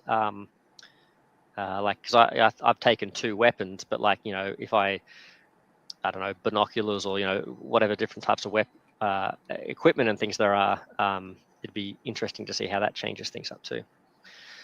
Now I'm thinking I should have taken ninja stars. they're like gingerbread cookies, and he throws them. So all right. Duke. So action for Scarlet now. All right, so now I'm going to start running. 1, 2, 3, 4, heroic effort, 5, 6. Nice. Scarlet's like, see you later, Roadblock. Okay. All right. And it looks like, have any of these Vipers taken damage? No, one of them did, but they healed. Yeah. Okay. Well, I'm going to shoot this guy because I think I just have light cover on him. Do you want to just run out? Have you already done 2 movements? I've only done 1 action so far, so I can still move after. It's up to you, but like because I'm thinking now that Scarlet's all the way back here, I'm like, I'm just going to go back the other way.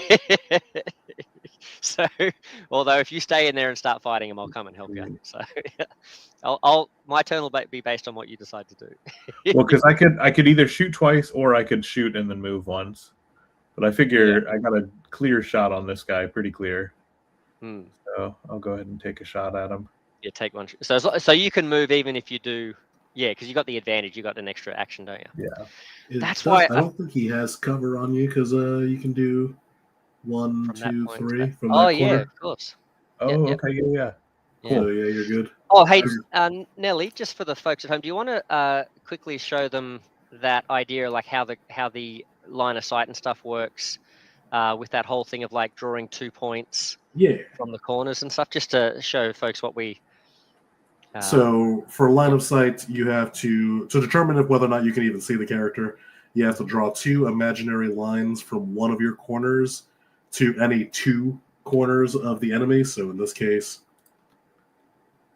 1, 2. This line isn't passing through like a wall, so he can see this guy. And then to determine whether or not this guy has cover, you would, from this same corner, you would then draw to a third one. So a third corner in the opposite. Yeah, sweet. Yeah, so 1, 2, and then 3, since we're not passing through. Nice. Because even if we did like this one, 1, 2, 3. Yeah. So there you go. So however, if we were to do like this guy has cover because we're crossing through that yellow. Yeah. Awesome.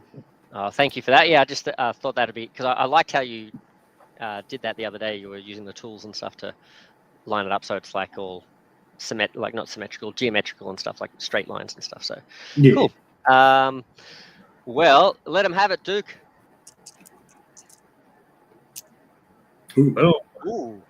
I like the number of hits there, and it looks like you've got plenty of stars. So now these guys, I think that's exactly enough to kill. Oh, nice. And then, do I need? Let's see how much I do. Yeah, because you would be 1, 2, 3. 3 away. So you would need to spend 1 to increase the range, and then 1 to increase the damage for the kill. Okay. Yeah, nice. Well, what about, how does rapid fire work? Could I get a second shot with that? Rapid fire. Rapid fire. Allow a second attack on a different target within line of sight with reduced range. Can continue attacking if rapid fire is activated again, although it does not specify what reduced range is. Yeah, that's right. That happened last time, didn't we? We at reduced range. Does it? Well, I will just kill this guy. yeah. Make the choice that means. But there you go. OC games. Unless it's something we're just missing. What does at reduced range mean? Maybe that's something that's highlighted in the non-Quickstart rules as well. But they've been pretty exhaustive for the Quickstart rules. Like there's been quite a lot of detail we've been able to get out of it, so that's been good. Oh, the other thing too, this guy, that if you had taken the shot at this guy, Dave, besides being in cover, he would have also got that extra dice for cover as well. Yeah. So it probably would have been pretty hard to take him down. So that was 2 of us, and now it's their turn. So we'll go top down. So this guy. Is that move to melee, I'm assuming? Move with a knife. Push forward. Move as close as possible to the nearest enemy. No, it's he's a circus act. He does like knife swallowing. All right. Is that the top guy? We're going top down. So Their movement is Could what, be based 3? on where the person is. So when saying, could it be based on where the person is? So if you are to rapid fire, you have to target another enemy that is closer to you than the previous. That's an interesting interpretation. Yeah. So when it says like at reduced range, it means like, yeah, you just have like they're eligible if they're closer. Possibly. Yeah. Okay. We like that interpretation, but we also choose to just finish that guy off. So yeah, he moves. He can't get to us. He attacks. We're all back in the hallway, so he can't see us. He disorients. He doesn't have line of sight, so he can't. Now, yeah, take this that, dude's Cobra. turn. Okay. He'll move. So 1, 2, 3. And then he'll attack, which can he see? It's going through the door. I wonder. So he can see, but he can see Duke, but Duke has cover. Right. I was going to say, I wonder if he would stay here if this is a better shot, but it's still cover. So, yeah. Well, it's because he's trying to get as close as close as possible. Yeah. The only thing is, if he's here, let's say he goes next turn. Like discounting the cover, isn't this like 1, 2, 3 to get to here 4? Whereas if he was standing here, 1, 2, 3, 4, 5. Yep. So say where you have him then. Yeah, I don't know, like up to you guys. But I just feel like this is like making him go the long way around it in overall. But yeah, it's all good. Yeah. I think he should move towards the back. Oh, and actually, speaking of the back of the room, just so people are wondering why we haven't run for these supply tokens, these in this scenario, it says that the supply tokens just count as just light cover. But in the actual game, if you like pick them up, interact with them, they have like random different things. So in this case, it'd be some sort of a weapon. Sometimes they have ammo and stuff. So, or health or whatever. So just thought I'd point that out. Like people are wondering what these little tokens are and why we're ignoring them. That's why. Sorry, Dave, were you going to say something? No. Oh, sorry. Okay. So he will attack you with diversion, which he'll use the plasma pistol. So 2 green, but you have a cover dice. Yeah, surely. You have light covers. You have light cover, so the light gray dice. So he's got a lot. Okay. Now some noise just happened. I don't know what noise that was. Am I getting some sort of an alert? Maybe. No? Okay. That's the G.I.Joe finish the mission. Scrolling that. Okay. Go. Please miss. All right. We've got, that doesn't look great. As in for him. No, that's perfect because that'll negate 1 success and 1 star. Yeah. So he does not have, because he only has a range of 1. So he does not get to you. Yeah. You know what I haven't seen us roll at all? Maybe they're only on like the heavy cover dice or something, but there are some symbols that like completely negate the entire dice roll, aren't there? But they only seem to be on the heavy like cover ones and stuff. Yeah. All right, nice work, Cobra guy. And then we've got the third Cobra guy. Oh wait, he has one more thing. He's going to disorient somebody. So Duke, you have a disorient.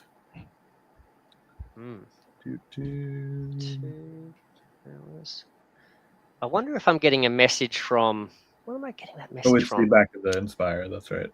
Yeah. I don't know what the limit for like a live stream is too for a on StreamYard. We've gone 2 hours, but just apologies to anyone if we all of a sudden disappear. I'm just worried. I'm getting these little ding dong messages coming up, but they might be like an alert thing from Discord or something, but I don't seem to have that opened up. But I'm just worried that it's like giving me a warning saying time is coming up or something, but I don't know. Yeah. Sorry, guys. So we're okay. So now the third guy. Third guy. Yep. So he's going to move to target. So 1, 2, 3. He is going to attack target. I've done 6-hour streams. You're good. Oh, nice. All right, good.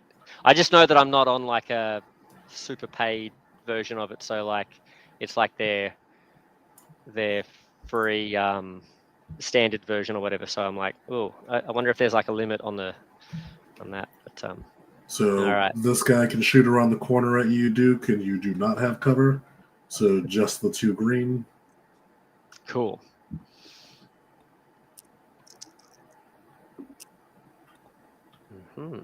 So 2 damage and 4 Ooh. stars, which he needs to increase his rate 1, 2, 3. So he spends 2 of the stars to increase the range. So, and then 2 of the stars to increase the damage. So 1, 2, 3, 4 damage to you, Duke. 4 damage. All right. Well. And then that's all of them. Okay. Nice. So now Roadblock's turn. All right, Roadblock. And is this the last turn? You guys have gone already this round, haven't you? Oh, yeah. All right. So, well, that door's going to open at the end of this round. So I wonder. I've got a lot of health, so I wonder if I step through this way. What do you guys think of this? If I step through here, I'm still ending my turn adjacent to. My goodness, why is that? There we go. Oh my goodness, come on, Duke. A roadblock. And then let's put Duke back in and see if he stands up. All right. If roadblock, I like how even in Tabletop Simulator, this big unwieldy guy overbalances. Because I can maybe soak up some of that damage, but also I can heal Duke standing here, and I can just sort of like keep some suppressing fire on these guys as they follow us. I notice we have ignored mission 2, so if we don't get a move on Major Blood, or someone's going to turn up as well, but that's all right. So yeah, and I'm just going to fire. Now I could fire at this guy, couldn't I? Yes. All right, and is he? So is it the same deal? I can fire around the corner, and he doesn't have He doesn't have. Yeah, because you can do 1, 2, 3. All right, so I'm going to open fire, and I get these red and we've got no. We don't have advantage this round, do we? Or no. Do we? Oh no, we do. We do. All right, we do. Okay, so I get the free ammo shot, which is cool. So my ability on Roadblock is that he gets basically to sort of count a free ammo thing without having to spend a star on it. So, oops, I did it again. Remember, folks, if you're rolling dice, roll them, don't flip them. All right. What did I do wrong? Did I do something wrong? I was going to suggest if you wanted to aim at the further guy, if we're going with the rule that you need like the lower range, you could rapid fire onto the closer guy, but it doesn't really matter. Oh, I was just thinking, I don't know if I'm gonna like with the cover and like I guess the range wouldn't be too bad. You would have cover though, yeah. Yeah. Oh yeah. Let's. Should we do it? Why don't we do it? All right. Give him a. What does he get? He gets a light dice. Yeah. Yeah, light gray. Yeah. All right. Give him a light gray. Yeah. Where's the light gray over here? Sweet. Okay. Yeah. Let's do it. All right. Whoop. Again, I did it again. I keep hitting the wrong button. All right. Oh, that's not good. I think I've missed altogether now. Yep. Yeah. Yeah, that is terrible. So we've gone from killing this guy to swing and a miss. All right. All right. Not listening to Duke's advice ever again. Okay. No, all good. When we're saying, could you hit this guy with no cover? Oh, yes. Can I? Well, from here, from this corner, I guess. Is that, you can. It just comes down to if you want to re-roll since you already attacked that dude with cover. Yeah, let's just re-roll. Okay, let's roll for this guy, and we'll just roll again, but no cover. Okay, here we go. Third time's the charm. And I still flipped it. Okay. Now, okay, I think I've got range luckily because Unfortunately, I'm not going to be able to rapid fire because I didn't roll any stars, but I've done 5 damage, which also isn't great because it's not enough to take him down. And also isn't great because I didn't. Oh, now is this a successful hit? I wonder. After a It's first still a successful successful attack. attack. Oh, okay, because what I can. At least one success. So what I can do is I can move again. So I could move back, but I think I want to stay where I am to. Like I sort of want to stay where I am to soak up damage for Duke, but also I know I'm slower, so maybe I should be further ahead. So as we're trying to escape, I'm not slowing us down. Yeah, that seems good. Yeah. All right, I'll go. He's still drunk. All right. So I'll move. That's I get that movement because of my gunner. After his first successful attack each round, he can get a free move action. So I think I moved to the door, I shot in, and then I moved away. And I'm going to give Duke a. What would you like this time? A bag of hot chips. A kebab. All right, there you go. You can have a kebab. All right. So that's the end of the round. So now those doors open. All right. There we go. I've got all sorts of food in my backpack, so plenty there. End of the round. So luckily the doors opened, and these guys do not get to activate this round because it's happening at the end of the round. And then we're going to move into round 6. There we go. All right. So now we've got on the timer. The next thing that's going to happen is at the end of round 8, a patrol will return. That's going to be Major Blood and 2 Cobra troopers will show up outside. So we want to, by that time, we want to be booking it out of here. Should we just run? Yes. I absolutely think we should just run. If we weren't going to run, I think we should have all moved into that room to take him out. I think we should run. We've got the objective.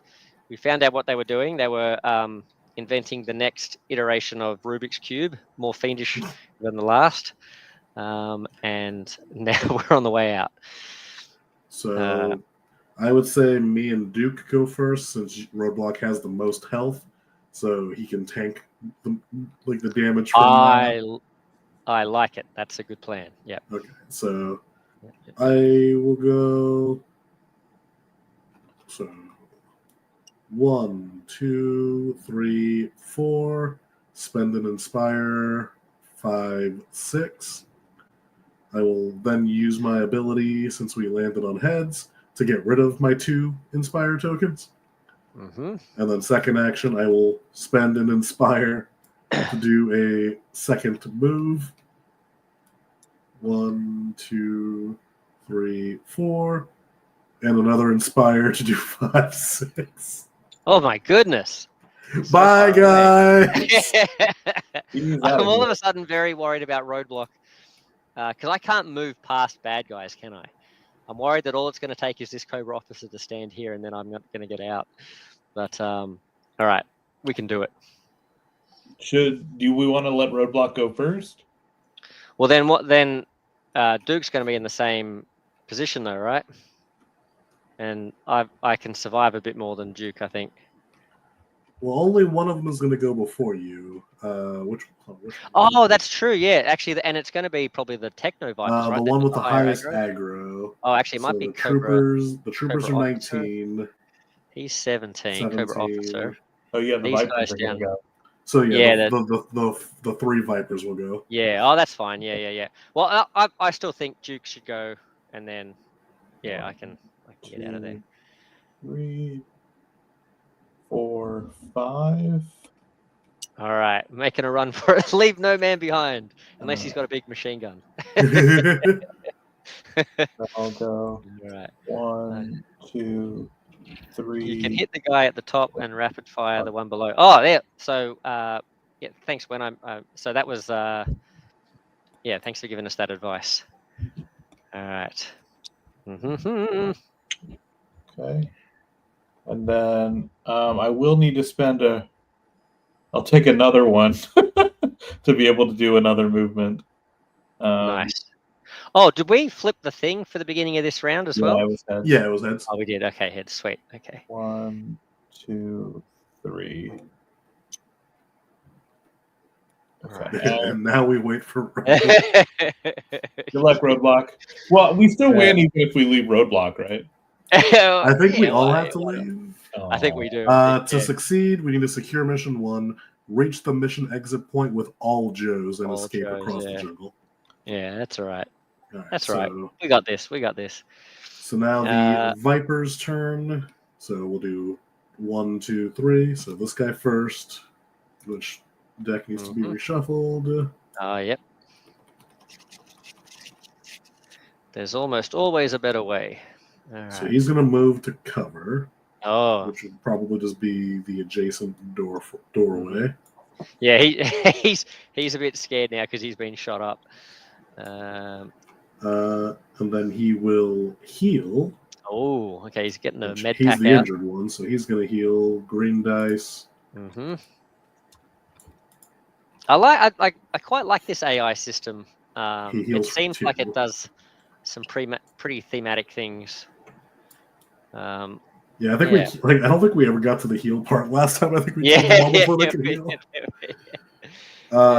So he healed, and then he is going to disorient, which he can only see you Roadblock. So Roadblock, you get a disorient token. Disorient. Now let's see which one of the disorients. So you got that over here. Yep, sweet. Nice. All right. So that's that dude. Now for the one in the back. You'll have to remind me what the disorient token does.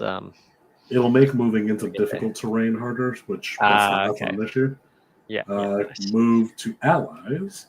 Which he has 3 moves, so 1, 2, 3. He is also healing. He's healing 2 allies, but only one of them is injured. And he's healing with a red die. Oh man, these guys are just not going down. Good thing we're running away from them. 2, so he now only has 1 damage left on him. And then he is going to inspire. Is that inspire an ally? Oh, inspire self. Right. So he is now inspired. Which one is the inspired token? Inspired is the chevron one, but it's like the yellow chevron or something. Yeah. So he is inspired. And then the third guy. I think was he already inspired? Is that what that one was on the map? Yeah, he was already. So so he's now 2 double inspired. 2 of those. Yeah. So this guy. I don't know if I don't know if you can be multiple inspired, but if so, that would basically give him yellow dice to his attacks and grey dice to his defense. But I don't know if he spends them all at once. So if the next thing he does is attack, would he roll 2 extra yellow dice, 2. or do you only get to spend 1 per action or something? I don't really it doesn't say that there's a limit to how many you can do, so I'd assume he just does both. He goes balls to the wall. Okay. The third dude is going to move and attack. So 1, 2, 3. All right. Yep. So he's going to hit you with the melee. So 2 green, and you have your purple defense die. Right. Purple. Let's add that to the. And was it 2 green? Was it? Yeah, 2 green. All right. Now, do you want me to roll that? Yeah, you're the one being attacked. So. All right. That's how we. Let's get this out of the way. 2 green and 1 of these. All right. Bring it, punk. All right. Okay, so I've blocked 1 of the hits, and then he's done 3 hits and 3 damage and a star. Damage and a star. Which what does he spend the star he's on? He's in a restraint. So yeah, that's that token up here. I think it's this one. So restrain prevents movement actions. That actually kind of fucks up our plan. Yeah, that's not great. I need you guys to come back. Come back. Now, does it completely prevent them, or? Yeah, it prevents It prevents any movement actions, and then you get rid of the token at the end of your activation. Oh, at the end of the whole activation. I was going to say maybe I can because I can do some things like attack and then get free movement and stuff, so I can soak it up. But if I can't move at all during the entire activation, that's lame. All right. I'll just have to stay and fight, but that's also not great, because now all of these guys are going to swarm me as well. Yeah, no, that single-handedly screwed up our plan. Yeah, I don't know if I'm going to survive that many. All right, how much damage did I take? 3. Oh God. All right. Ooh, okay, roadblock, the weak link.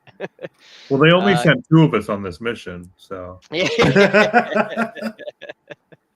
All right. Well. All right, roadblock's turn.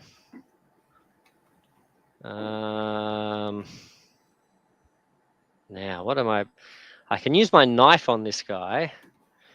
I almost wonder, like, these guys are so tough. I wonder, like, should I be firing into the room to, like, try and take out as many guys as possible? So because these guys have already attacked, right? So Yeah, should I be the trying Vipers, to the shoot at Techno these Vipers. guys? Yeah. Yeah. The guys. So shoot these guys so there's less of them dealing. Yeah. All right. Well, let's fire my machine gun at this guy. So no cover for this guy behind the door here. Correct. All right, let's fire at him then. And then he's at a range of 2. All right, and let's roll. Come on, get a good roll here. I mean, it's good. I can take him out, but I would have liked a star to then rapid fire at the Techno Viper. That would have been good.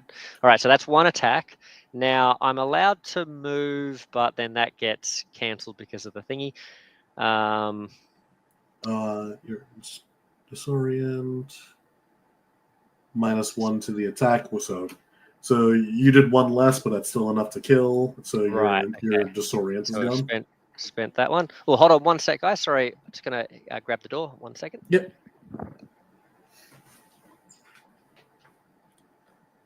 Do you think he's gonna die? Yeah. When he comes back, we have nothing but high hopes. It's like, you can do it, but we all know.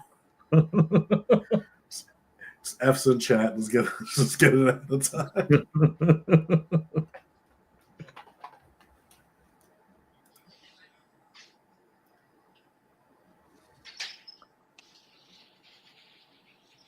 He will survive. I mean, he's got a lot of health. He's got 15 health. And then on his wounded side, I think it's also 15 health. So he's got like 30 health. All right. Sorry, guys. We were just talking about how much faith we have that you're gonna come out of this alive. I think I am in big trouble here. It's good. I guess at least the live stream won't go over long. But I just apologies to OC Games for interrupting our thing here. But I just received in real time. Hopefully they've come out all right. Oh yes, they look like they've come out a lot better. Oh yes, and the sizes are great. So for Marvel United, Marvel vs. Capcom United, here's M. Bison. Nice. So that's cool. This is from Big Head Chibis, and so he's turned out all right. And we also have, oh yes, he's come out a lot bigger now. Awesome. We've got DJ. Oh, there's DJ. Very cool. And I think the last one I ordered was just these 3. Yeah. Cammy. Now she's the one I'm really worried about because she's got like some spindly hair and stuff. So I'm hoping she's come out all right. She did not survive the last molding with another company I used. But oh yes, that looks cool. She's got all her ponytails intact and stuff. So there's Cammy. Awesome. So I now have all of the models for Marvel vs. Capcom for all the Street Fighter guys. So nice. Yay, very cool. And now we return to our regularly scheduled program where on the last episode, Roadblock was about to get shanked by a lot of people. I'm very worried about the Cobra officer getting in my way here and stuff as well. So, yeah. All right. Let's see. I've got 1 action left. Is that right? Yeah. All right. And then could I spend a heroic to have another action? I could actually attack 3 times. No, but you can spend a heroic to make a second attack. Oh, that's right. Yeah. Okay. So I'm having to spend a heroic to do this second attack. Yeah. Okay. All right. So let's spend a heroic. And all right. So I'm thinking I'm still probably better off firing into the room and trying to take out one of these guys. I will try and take out this furthest one. Sorry, closest. Oh, well, that's a trick. Now that's interesting. If I go the furthest one, then I could rapid fire at another one. But then I could also miss 1, 2, 3, 4. So I'd need to roll at least 1 star to get one of these guys. He does have cover, guys. so he might negate scars. Yeah, I mean, either way, they're going to have cover, right? This guy's going to have cover. Yeah. But the problem is if I go against one that negates my stars, I'm in trouble. So I could try and take out 2 of them, or I could try and take out... Go for the closer one, and if you rapid fire, you can hit the Viper. Oh, the Techno Viper. Yeah. Yep, nice. All right, that's a plan. I like it. Then you don't need a star. I'm glad you guys are here. I'm glad Duke is like shouting encouragement from outside the building as he's already escaping. He's like, what you should do is do this. Do you want to start with the Techno Viper so it doesn't have the cover dice? But wouldn't the other Viper be at a further range though? Because he's... Oh, you're right. Yeah, because it's 1, 2. Otherwise, yes, I'd love to. Yeah, no, you're right. Yeah. All right, here we go. Rolling. Come on, Roblox. Rat-a-tat-tat. Oh, that does not look good. Okay. So 3 damage, 1 star. So you got a star. Star is what I needed to... Oh, no, he's blocked out. Wait, 1? Oh, no, I don't. Okay, so I've got the range to get him anyway, don't I? Yeah. So I just needed 1 star for the rapid fire and 3 damage. Yes. Awesome. So get out of here. Him. Nice. All right. I feel like I want some experience points. Give me some experience points, OC Games. All right. But no, you know what? They give you tons of ability to start with. That's one thing, is like you're not scrimping and saving to like earn your ability. So right out the gate, you have a lot of abilities and stuff. I do like that. And that does take an ammo from you, I think. Yeah. Don't we have advantage? Yeah, but that only kicks in on the first attack. That was your second attack. Oh, that was my second attack. Yeah. So okay, that's all right. If you do a third attack on the Techno Viper, it's not like you I need 1 star for the no ammo, or else you lose the gun. Yeah, well, that's all right. That's nice. No, you know what? Wait, what does it say? After the first 6, during this round, each turn Roblox performs an attack. Wait. Can I attack with this? Oh no, rapid fire is part of the gun. All right, yeah. I was going to say, what if I strap the knife to the gun and then my rapid fire is I'm throwing the knife out of the gun? No, okay, fair enough. Well, I've got my big knife, so if they take me down, I'm an Aussie and I know how to deal with big knives. I'm like, as long as you get 1 star, you'll be able to keep using the gun. Don't say that. That's like in Warhammer saying, just don't roll a 1. Yeah. All right, so I'm rolling one roll here, no cover dice. We're all good. All right, here we go. Lots of attack symbols here. Come on. Oh, I did it again. All right. Ooh, 1 star. So that's okay. 1, 2, 3 damage on him. And what does the star let me do? Anything? You can spend. You can either add 2 more damage or make it so it doesn't consume ammo. I think. Well, I'm not going to be able to kill him with the 2 damage, so I think I'll take the. Yeah, I won't. Yeah, that's good. All right, we still got ammo left. We're still doing all right. All right, now let's see if you survive. Oh no, this is not good. Who has the higher aggro? 17, 19. All right, so the troopers will go first. Mm-hmm. We'll start with top left. Okay, troopers. I want them to draw the thing where they hide. Go and hide. Oh no, that's not hiding. Although actually that one is. Well, so he's going to make an attack first. And then he's going to try and hug cover. All right, that's all right. Which he is also shooting through the cover, so you do have cover from that. Yeah. So 2 blues and a yellow. Mm-hmm. And then you get a light gray. So I light gray. 2 blues and a yellow. And they're over here, are they? Wait, where are they? I put them down here for you. Down here. Sweet. Awesome. All right. He's shooting from bed. Yeah, that's right. He's got a gun under his pillow, like all good Cobra agents do. All right, so here we go. Ready? All right, roll. Swing and a miss, please. All right. Well, at least I've rolled something on my cover dice, so you basically negate the yellow die entirely. Yeah. All right. So what's 1 damage and 4 stars. He's got a range of 1. 4 stars is going to probably get him the range. So 4 stars, he can increase his range by 4. Nice. So 1, 2. So he's only going to hit you for 1 damage. Yeah. All right, 1 damage. Oh, yeah, look at that, mate. Shrug it off. Easy peasy. I'll just take a damage over here. Then... Mate, back in my day, we had to walk 15 miles through the snow just to take a damage. This is nothing. All right. Then he's going to move for cover, but he's already in cover, so he's already kind of in the best spot.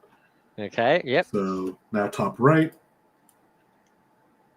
He's also going to go for an attack. Yep, okay. So 2 blue, a yellow, and a gray. So go ahead and do it again. Same thing again. All right, let's pick it up. All right, and roll. All right. Oh, no, that's not good. All right, that gray 1, dice 2, 3, is 4. So 3 stars. 3 stars. That's at least 3 damage. 4 he damage. can't reach you. Oh, he can't reach. Oh, thank goodness. He needs to spend 2 stars to increase the range by 2, so he can go. Doesn't 1, he have 2... 3 stars? Yeah, but he has to spend 2 stars to get 2 range. Oh, so he needed like that twice. All right. Yeah, he needed 4 stars to hit you. Yeah. So he goes 1, 2, 3. Yeah, but when saying, felt that one since I walked through a blizzard to find out schools are closed because I missed its listing. Oh my God, someone can actually tell that anecdote and it's actually true. And then he's going to move to the closest square without line of sight. Which, I mean, he can't really. So I think he's just going to stay where he is. Yeah. He can only move 1 because of the difficult terrain. Yeah. Okay. They both just sit up in bed and fire their guns. Yeah. Okay. Next is this blue dude. Yep. Okay. And then it would be the Cobra officer, right? Yep. Yeah. So he is going to attack with his secondary. He doesn't have a secondary. No. Okay. So he doesn't have a secondary. So then he'll just attack with his primary, but he can't see you. No. So you are good from that. Oh, wow. He doesn't do much movement there at all. So now all the right. officer. See, nothing to worry about. Never in fine. doubt. This is fine. The whole place is on fire around me, but this is fine. Move to allies with a +1. Oh, this could be bad. Is this the one where he gets all the other baddies to open fire again? I think that's what that symbol means, but hopefully... Yeah, so he's going to move to the closest ally. Yeah. Which, how much move does he have? 4. So he's going to, which he would ideally be in cover, so he's going to go here. And then whatever that symbol is... I think he gets everyone else to fire, this, but I hope this hopefully character and all ally characters in line of sight. Oh, luckily. Will attack, which can he see you from this corner? Well, so he can from there to there. He can see you, but you have cover. Cover. Yes. Well, actually, no, because this passes through a black. This passes through a black line because of the wall. Oh. So does that mean he can't see me? Yeah, because the cover. Let's see. Yeah. I feel like this wall is my friend at the moment. Surely I wouldn't stick my head around the corner. And okay, so you have heavy cover. Oh, I've got heavy cover. Okay. So he can attack you. Gray specifically. This blue dude cannot. Okay. So gray, which would be a green and a blue, and since you have heavy cover, it looks like I am foolish enough to stick my head around the corner. You get the dark gray dice this time. Dark gray dice. All right, that's this one, and we'll get rid of that one. So okay. And what's he rolling? Green blue. Green blue. Let's get rid of these ones, and we'll put a green up here. And all right, here we go. Ooh, I like what I've rolled on the gray. I don't know what it means, but I've blocked at least that symbol. He fails. Nice. You negate 3 of his attack successes. Man. He only had 1. Mate, that's why they call me the roadblock. Nothing gets past me. Don't worry, I can tank this whole lot by myself. It's all good. Yeah, while you were gone, we were all talking about how amazing you took. What, 1 damage, 4 damage? Yeah, I knew this was going to happen. It's fine. Everything's fine. All right. So next round. Now, are we going into round 7? That was the end of round 6. So now we're on round 7. Yeah, round 7. All right, let's flip that dice and not get a tails. That would be awesome. Oh, I did it again. Oh, let's flip it. Hold on, let's do it. There we go. All right. What is that? That is terrible. All right, you had one job, Scarlett. All right. Hey, I did my job. I'm out here. All right. I'm going to suggest that Rulebook goes first. Yeah. You can move now, so I can move. All right, so I've lost that thingy. I can go 1, 2. Now I could move again. You can also attack it because you get a free move after the attack. That's what I'm thinking. So instead of just moving again, I think I'm going to attack. So I will fire at this trooper. I need a green and a red. He doesn't have any cover, so I'm just going to roll this. Okay. Hopefully I get the. Oh, I don't. Did I get the range? I've got the range, and I did some damage. Oh, he's only got 3 health anyway. I finished him off. You kill him. Excellent. All right, and then I can move again. So yikes. See ya. I'm going to go. I feel like if I go 1 heroic effort, and then 2, and then if I spend another heroic effort, can I get to here? Yeah, add +2 movement. Yeah, that's what I'm going to do. I'm going to try and get out of line of sight as much as possible, and then move as far as I can. So I'm out full up. Yeah, I am fully heroic. Yeah, I feel like resting is not the best idea in this case.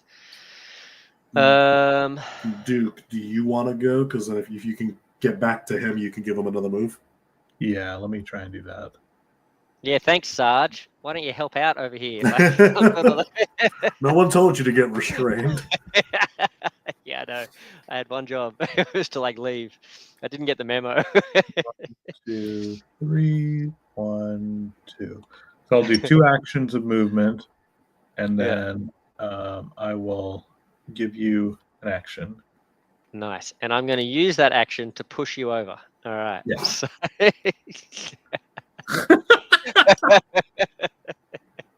No, I'm going to use that movement to run the heck away. 1, 2. And now you can be the bodyguard, Duke. All right. Actually, this might be a bad idea, but anyway. Cool. Was that everything for your? Was that all your activations, or? I only had 2, right? Yeah, 2. Yeah, because it's a Cobra turn. Yep. All right. So thank you. In all seriousness, so thank you, Duke. Thank you for coming back to rescue me. Oh no, the Techno Vipers go first. Mm-hmm. So there's only 2 of them left. So we'll do this guy first. We might even be able to escape before Major Blood gets here. All right, I'm ready to go. I'm just sitting here. Yeah, you're like, I don't care what you guys are doing. I'm out. Move. So he has 3 movement. 1, 2, 3. This is funny. This one felt like harder, but it feels like we might even escape sooner than we did last time. But I think it's because we made the decision just to run away. We haven't had to deal with as much. Yeah. So he's going to attempt to attack you, but I don't even think he can physically reach you. No, probably not. Yeah, he can't. The highest he can get is 5. He needs 9. Right. So no point in it. I'm not going to bother for the roll. And then he's going to regroup. So I do like that, though. I like that, the baddies can have the possibility of firing long-range shots. So, if you just work it out and see can they possibly do it, it's worth doing. But I do like that. It's. I also like that the card tells you the max amount of damage and the max amount of stars you can get. Oh yeah, that's true too. Yeah, we the max he can get is 4 stars, which would be +4 range, so a range of 5. Yeah, actually, that's a really good point. I wish we'd pointed that out earlier when we were doing the rundown. But for folks watching, if we have a look at the plasma pistol here, that gives you a good spread, so you can see the maximum damage you can do is 6, and like the maximum. I like that. That's really cool. It was at the maximum star. I forget what the star thing is called, but the maximum you can get of that is 4 sort of thing. So that's really cool. All right. The second Techno Viper. Here he comes. That's moved to melee, right? And he's the one with the. He's the one we need to remember has the 2 inspired. So he might actually have extra stars to be able to do what he wants to do. 3. So we just have to bear that in mind with his. What does the yellow have on it? He's going to attack. So he's got 2 yellow die. And I think the yellows have 2 stars on one of their faces, so he could potentially get a lot of range. Yeah. 1, 2, 3, 4, 5, 6, 7, 8. So he needs 9. So I feel like let's roll it with him anyway, just because he. What do they need though on their thing? What does it cost to get extra movement? Yeah, so you can. Oh, 1 for 1, yeah. So diversion, you're rolling 2 green and 2 yellow. 2 green and 2 yellow. No, 2 green, 2 yellow. We got a bunch of the yellows over here. Oh, nice. Yeah. So for those folks who are still watching in the chat and stuff, what do you guys? Because we're getting towards the end here. What do you guys think so far? Do you enjoy what you see from the system? So increase the range by 3. That is not nearly enough. So he wastes his inspired. Aha! Take that. And then he disorients. So Duke gets 1 disorient, which you already have 1, so now you have 2. As long as you're not restrained, that's good. All right, so note to self, little G.I.Joe PSA, don't stand next to Techno Vipers, because they've got those power claws that will grab you. So my turn, which is not really much for me to do. You know what you could do, Scarlet, is you could come and contribute to the team. Or you could just lay in ambush. What if you stood on the spot where Cobra, where Major Blood's going to turn up? Would that stop him coming in? No, that'll go the adjacent. He'd just go adjacent, wouldn't it? Yeah. So maybe actually it would be better if you stood back a little bit so they're not going to like immediately thump you. Although actually they probably turn up at the end of the turn. So if you were next to them, then you can start ninja clawing them up. Yeah, I'm just gonna hang out here because if I move there, they're too far out of my range anyway, so I won't be doing anything. Yeah. So I'm just gonna do nothing. Yeah, and Wen says that the mission concept is interesting, and I think so. I like, and this is obviously just a little intro sort of scenario too. So I'm really interested to see what stories they tell with bigger scenarios and stuff as well.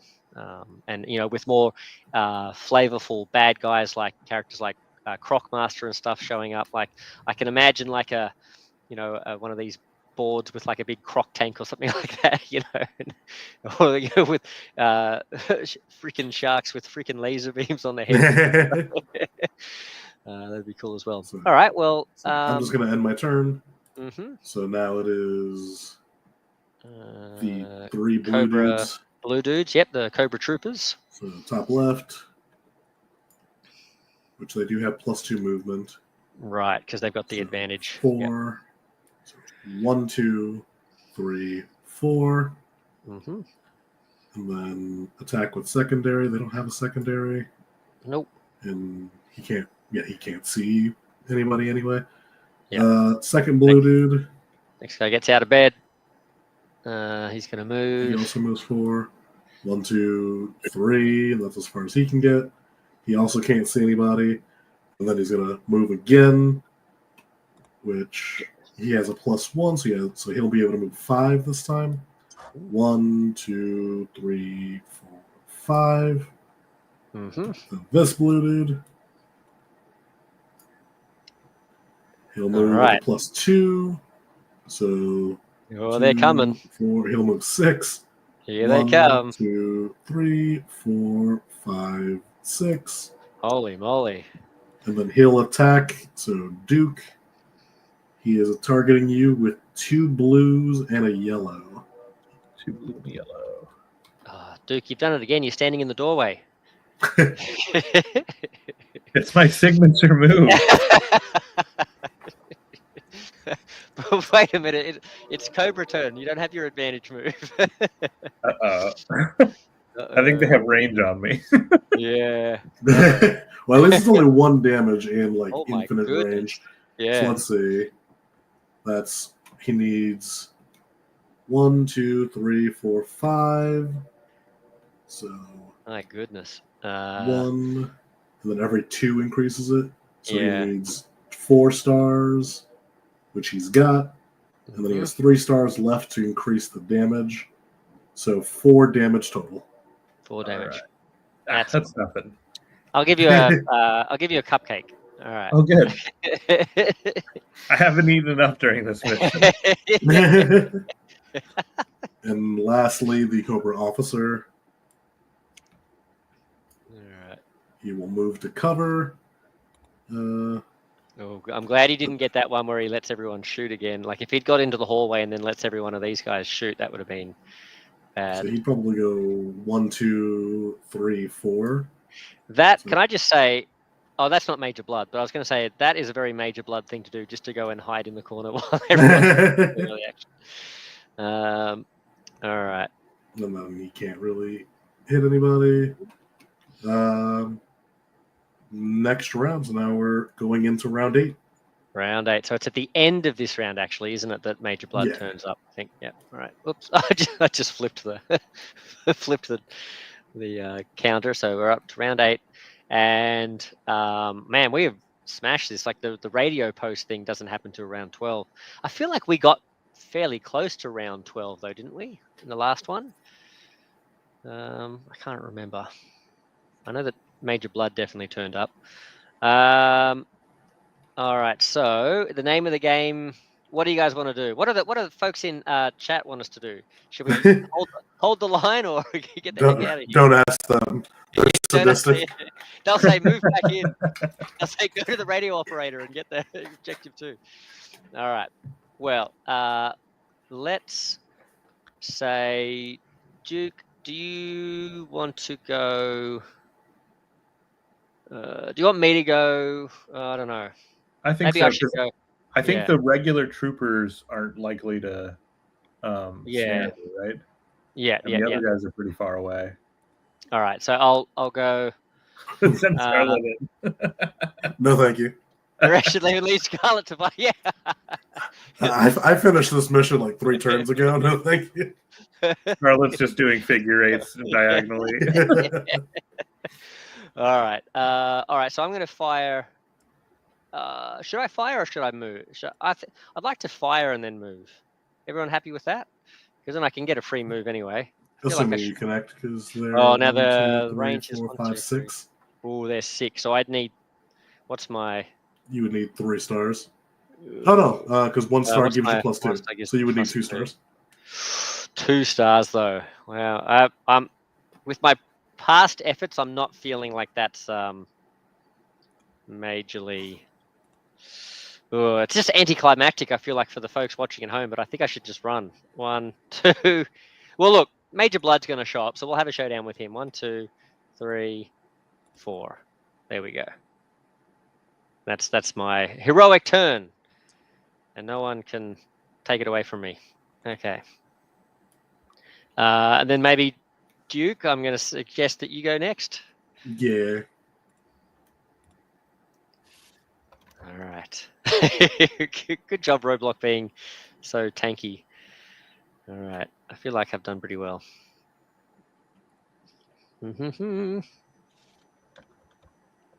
What are we going to do, Mr. Duke? You've got... I feel like... Well, if you move out, you could almost even spur Roadblock to get a bit closer as well, couldn't you? Give us an extra movement. I wonder if you could make it to the exit this turn. I know Scarlet definitely can. 1, 2, 3, 1, 2, 3. Yeah, 1, 2, 3, 1, 2, 3. Mm-hmm.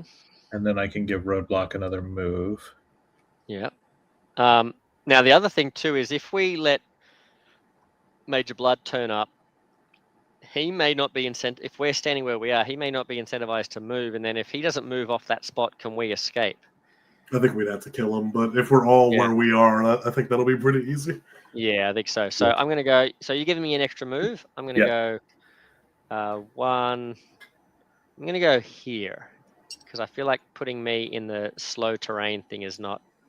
Come on, Roadblock. Haven't you had enough to drink? Why is that not working? Have I got my strength up too high or something? Am I lifting him too high or something? I don't know. You're too strong, Dan. Too strong.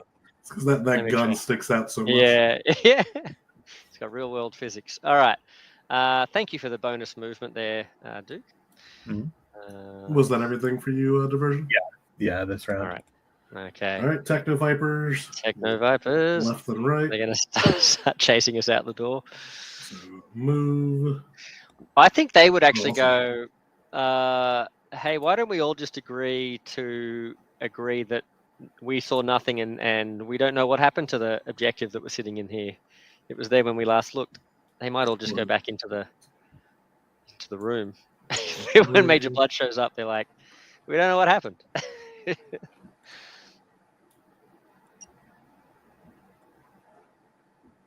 Where would he? Is he looking for cover? He's looking for cover, but that's an open room. So like, would he just go into the corners? That way he can't be shot from the doorway. Yeah, I guess. It's like no one tell him that no one's standing at the door though. The other Techno Viper. Duke, did you leave like a cardboard cutout of yourself standing in front of the door? All right. He can't see anybody, and he gets an Inspire. Nice. That's it for the Techno Vipers. My turn. Sucking themselves up. I do nothing. And now the Troopers. Did we flip the coin this turn? Yeah. No. Yes. Maybe we didn't. Yeah. Okay, it's still. Oh, Cobra. There we go. Yep. All right, so we'll do left and right. So this guy. Mm-hmm.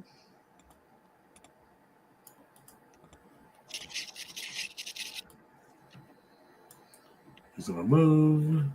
He has +2 moves, so 4. 1, 2, 3, 4. He's going to attempt to shoot. Can he even see anybody? He can, but it crosses through that red. The red. He's firing through the red is heavy cover. Nice. He's firing through the window of this little guard room. Yeah, and that's a range of 1, 2, 3, 4, 5, 6, 7. He can potentially do it. So, now, is he standing? Where is he standing though? Is he standing here or? He's right there. Oh yeah, from this corner all the way through there. Yeah. Okay. Yep. So Diversion, you're rolling 2 blues and a yellow, and then heavy cover. So you have the dark gray dice. Ooh, dark gray. Oh, nice. Roll that one that completely cancels the effect. That'd be cool. Wait, which it's up here. Okay. Oh, there it is. Yeah. So 2 blue, 1 yellow, and dark gray. Yep, and he needs a crap ton of stars.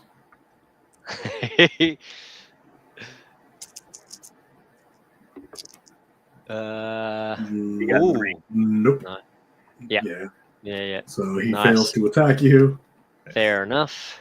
Now this dude. And I saw some folks in the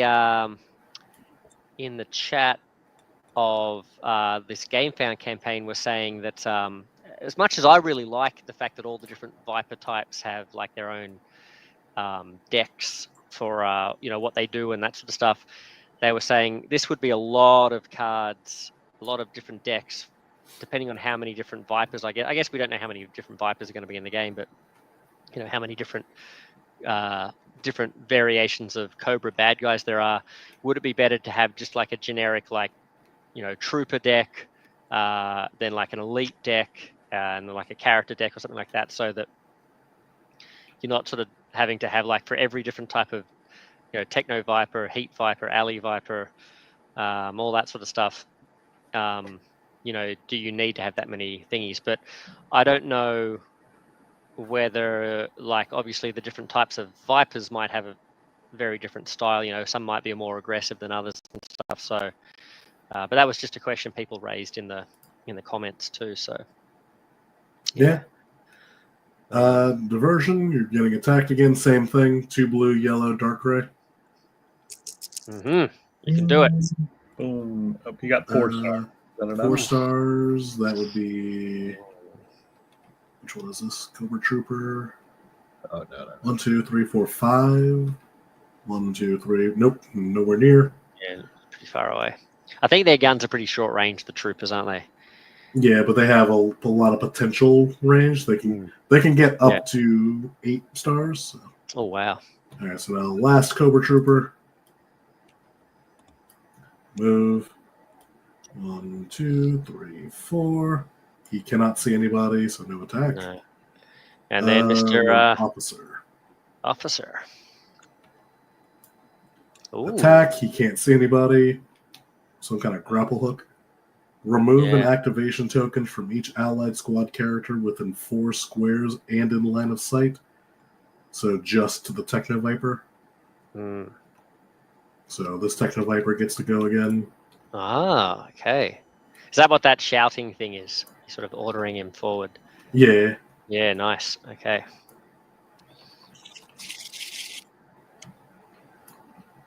Move to allies. Mm-hmm. What are their range? 3. 1, 2. Wait, no, that's move to closest ally. Oh, no, they're the same range. 1, 2 versus 1, 2. Yeah. Heal, none of them. Oh, wait, he's injured, so he'll try to heal himself. Mm-hmm. Which red die. I like this Cobra officer's like, he's the Scarlet of the team. He's urging them on from behind cover over here. He heals himself, so that 1 damage is gone. Nice. And then he inspires himself again. he's so he's like the Rock Lee of the team. He's like supersonic. So now we're at the end of round 8. So Major Blood and 2 Cobra Troopers. All right. And we've got. Now I'm going to call this Cobra officer Might Guy here. He's inspiring the Rock Leader. Greater heights. All right, Major Blood is here. The patrol has returned. He's like, what's all this then? He's like, what the flaming hell's going on here? With his Australian accent. Because I just found out that Major Blood is Australian. So, and his first name apparently is Sebastian. So there you go. Sebastian Blood. All right. Oh, yes. All right. You are in so much trouble, Sebastian Blood. All right, Scarlet. I think you should go first. Sure. Because that way, it's heads, I'm going to get rid of the 2 inspiration tokens. Because I'm thinking you'll have to kill them to get them out of the way, and then we can just jump onto the spot after you've killed them, and then you'll be left behind. So that's why I think Scarlet should go first. Yeah. So I will attack with my knife. So right. red and green. Mm-hmm. Nice. All right. It's good to see Scarlet roll some dice. Oh, this is the Scarlet we remember from the beginning of the game. So 6 damage. How much health does this dude have? 12, so that's half his health. Yeah, nice. Awesome. And does she have any special abilities that let her... I didn't roll any stars, though. No, okay. I was going to put this on his token. All right. Okay. So that was 6 damage. Do you want to take a heroic to attack again? Yeah. Heroic to attack again. Major Blood steps through the bushes and just into an absolute flurry of ninja claws. Ooh, nice. 1, 2, 3, 4. Oh, not enough to kill him. Is it just 1 for a star? Like 1 damage for a star? So I can get him to 5. You could do maybe spend the star on like parry or something instead, just to give yourself a bit of defense or something. Yeah, so I'll do 4 damage. Yeah. So, he's taken 10 now, hasn't he? Yeah, so he's at 10 out of 12. And then I have my parry token. Nice. Which, if you kill him, you can then get your free move to leave. Yeah. Duke can then activate me to leave, and then he can leave. Oh, yeah, let's do it. All right. Oh, look at this play. This is like a Blood Bowl play. This is like American football. Look at this. It's called the quarterback sneak or something. All right. I don't really know the name of any American football terms, but I'm going to call it the quarterback sneak. Okay. So leave a name in the comments if you've got a better name for what this maneuver is. All right. The over-under Scarlet hunting claw. All right. So I'm going to shoot, then do my free movement. That's the plan, isn't it? Yep. He's got to do 2 damage. All right. Come on, Roadblock. You're already in range.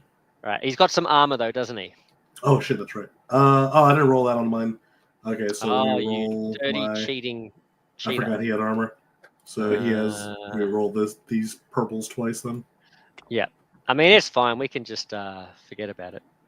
So he's off 2 of the hits. So he's. Is that right? You've rolled two misses on the attacks. So I didn't roll the dice yet. Oh, sorry. I thought you. Okay. Oh, there you go. Okay, so he has 1 more health. So he's at 9. 9 health. All right. Alrighty then. So you need to do 3 damage. 3 damage. All right, let's roll this. Here's his purple die. Ooh, should I use my... No, I'm not in combat. I was going to use my big machete. I'll be like... Although he looks at me and goes, you call that a knife? All right. Oh, I did it again. All right. All right, so he's blocked. I think we're good. That's 3 damage. I think I needed to do 3, didn't I? Yep, 3, 6, 9, 10, 11, 12. He is nice. Dead. And I'll use... So then, yeah, you can take your free movement to leave. Now, hey, see how I rolled a star, though? Could I also... Oh, no, but I'd be breaking up my thing, wouldn't I? So I got to use the... Because I was going to say I could rapid fire, but then I'd be moving on to a second attack, and then I can't do the thingy. Excellent. All right, so Roadblock, amazingly, ironically, is the first one out. He's like, peace out, yo, I'm out. Who has the highest aggro? The troopers are at 19. He's like, okay, so the 2 Techno Vipers are going to go. See ya, wouldn't want to be ya. Move. 3. 1, 2, 3. Nice. And then he inspires himself. Rolling. And then the other guy. Roadblock is rolling out the door. Sorry, I'm just singing to myself as Nellie's trying to continue the game. Attack and regroup. He's already adjacent, and he can't attack anybody. Which then brings it to Duke's turn, so we win. All right, Duke. You can do it, Duke. So I should run back in the door and then just yeah, that's right, Duke. Please don't. Trigger your special move. Stand in the doorway. All right, so he goes over here. He goes, come on, Scarlet, through the door. And then Duke himself can exit as well. And there you go. Fantastic. So thanks, folks, for joining us. I hope you guys enjoyed that. And thank you guys, Nelly and Dave, for coming along and teaming up with me and getting me through that mission. That was a lot of fun. But yeah, so folks, if you're a fan of G.I. Joe and you looking for a G.I. Joe board game, I know that I haven't really found any ones that sort of has stood out in the past. I have liked there's a card game, the G.I. Joe deck building game. I really like that. And just to ever so humbly, I quite enjoy G.I. Joe United, a fan-made modification for Marvel United with G.I. Joe I've heard good characters. things about it. Yeah.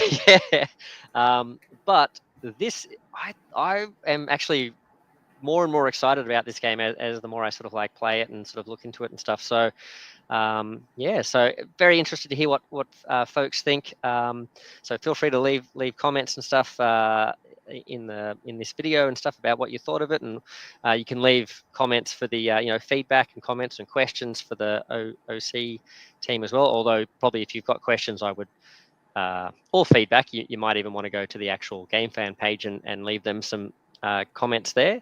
And OC, if you do OC Games, if you do see this video, and if you notice there's any things we got wrong, like interpretations of anything, let us know if there's anything majorly we got wrong. I think little mistakes here and there aren't too bad, but yeah, if there's anything that majorly misrepresented the game, let us know. But yeah, what about you guys? What did you think? Maybe start with you, Dave, and then we'll go to Nelly. So it's I think this is kind of becoming less of my type of game. I think. Yeah. I don't know, because like I used to really dig dungeon crawl type things, but I kind of find them like fiddly. There's like a lot of things going on. And with line of sight rules and stuff, like we mentioned the other night, I was telling you about Tannhauser, and the unmatched games have that really clean line of sight. It's like no question. It's like I'm in this type of circle, I'm in that, they're in that type of circle, I got it. And I really, really appreciate those kinds of things. I think the most fun I've had dungeon crawl wise lately has been with Marvel Zombies. That's like I love that game. About at the top of like the little bits of things that I want to deal with. The other thing I really like about Marvel Zombies, as opposed to other Zombicides, is the fact that there's not like a reference to the rulebook kind of thing. It's like my character has this ability and it's printed right on the card, which is something I appreciate with this. That's but yeah, I mean, the different types of dice, like I've played Imperial Assault, and that kind of has that same kind of vibe to it too, which is good. I think this is like a really good way of running this kind of game, but I think it's kind of becoming not my style of game. Yeah, that's fair enough. I should, as you were saying stuff, I'm like, things are popping up in my head too, and I'm going to start writing things down, so when it gets to my turn, I remember what to say rather than like, it was good. I mean, cool. There's some really clever things here. I think like the enemy AI cards are neat. But again, it's just like it's cool that that's the way that they do it, but it does kind of feel fiddly, and then it's like I have to reference all these different little symbols and stuff. But yeah, I mean, I like this kind of dice system. I think it's a clever system. I'll save my thoughts for the end sort of thing, but well, thanks, Dave. And what about yourself, Nelly? What's your overall impression of this? How have you found it? I like it. I like Scarlet more than Roadblock now that I've done both. I am a little sad that like it's not the completed rules. We have a character who we effectively can't use because they rely on the rules we don't have. In Snake Eye's defense, at least you can use him, whereas Crocmaster doesn't even come into the game at all. So I feel bad for Crocmaster. But I guess I think it's I wonder why they. I mean, I guess I can see why they would have given us Snake Eyes, because he's like the poster boy for G.I.Joe, I guess. But it kind of feels a bit funny that they gave us him when he doesn't interact with the. Maybe give us Beachhead or someone else. But okay. What else? Do you have any other thoughts or anything? Overall, I like it. I definitely would be more interested in seeing like the finished product. Once more things are clarified. I think some of these dice are like too similar in color. Oh, okay. Yeah, the grays. Like the grays specifically. I don't even know when the black die gets used. Yeah. Maybe they could have like one of the systems is gray and one of the systems is like a tan, like variations of tan or something, or browns or something. Just to be a little bit more differentiated. That way you could have more variation in the grays. You could have more clearly different grays, and then clearly different browns or something. But I would definitely be interested in seeing, like you were saying, like an actual like campaign with this, like a mission beyond this one, especially as we start earning like the more advanced cards. Yeah. Like what is this? Against any melee attack or point blank ranged attack, Scarlet may add a purple armor. Yeah. So like the more advanced like equipment cards, because a lot of these are just like the basic starting equipment. Yeah, that's true. That's true. I think that's a big thing to point out is that for folks watching this, if you're feeling a little underwhelmed by any of it, just understand that this isn't the full game sort of thing. There'll be, and I imagine being a crowdfunding of Gamefound type of thing, that there'll be like everything in the kitchen sink thrown in, tons of characters and stuff like that. It sort of feels like it's going to be one of those type of games. So I imagine there's going to be a lot of different stuff, a lot of different. The equipment decks will probably balloon out with like every stretch goal here or there will be like here's 10 more equipment things or whatever. And I'm excited to see those decks, the individual hero decks, and because I know like Snake Eyes, for example, you can have Timber, his pet wolf, as like one of the advanced upgrade things and stuff like that. So that's cool.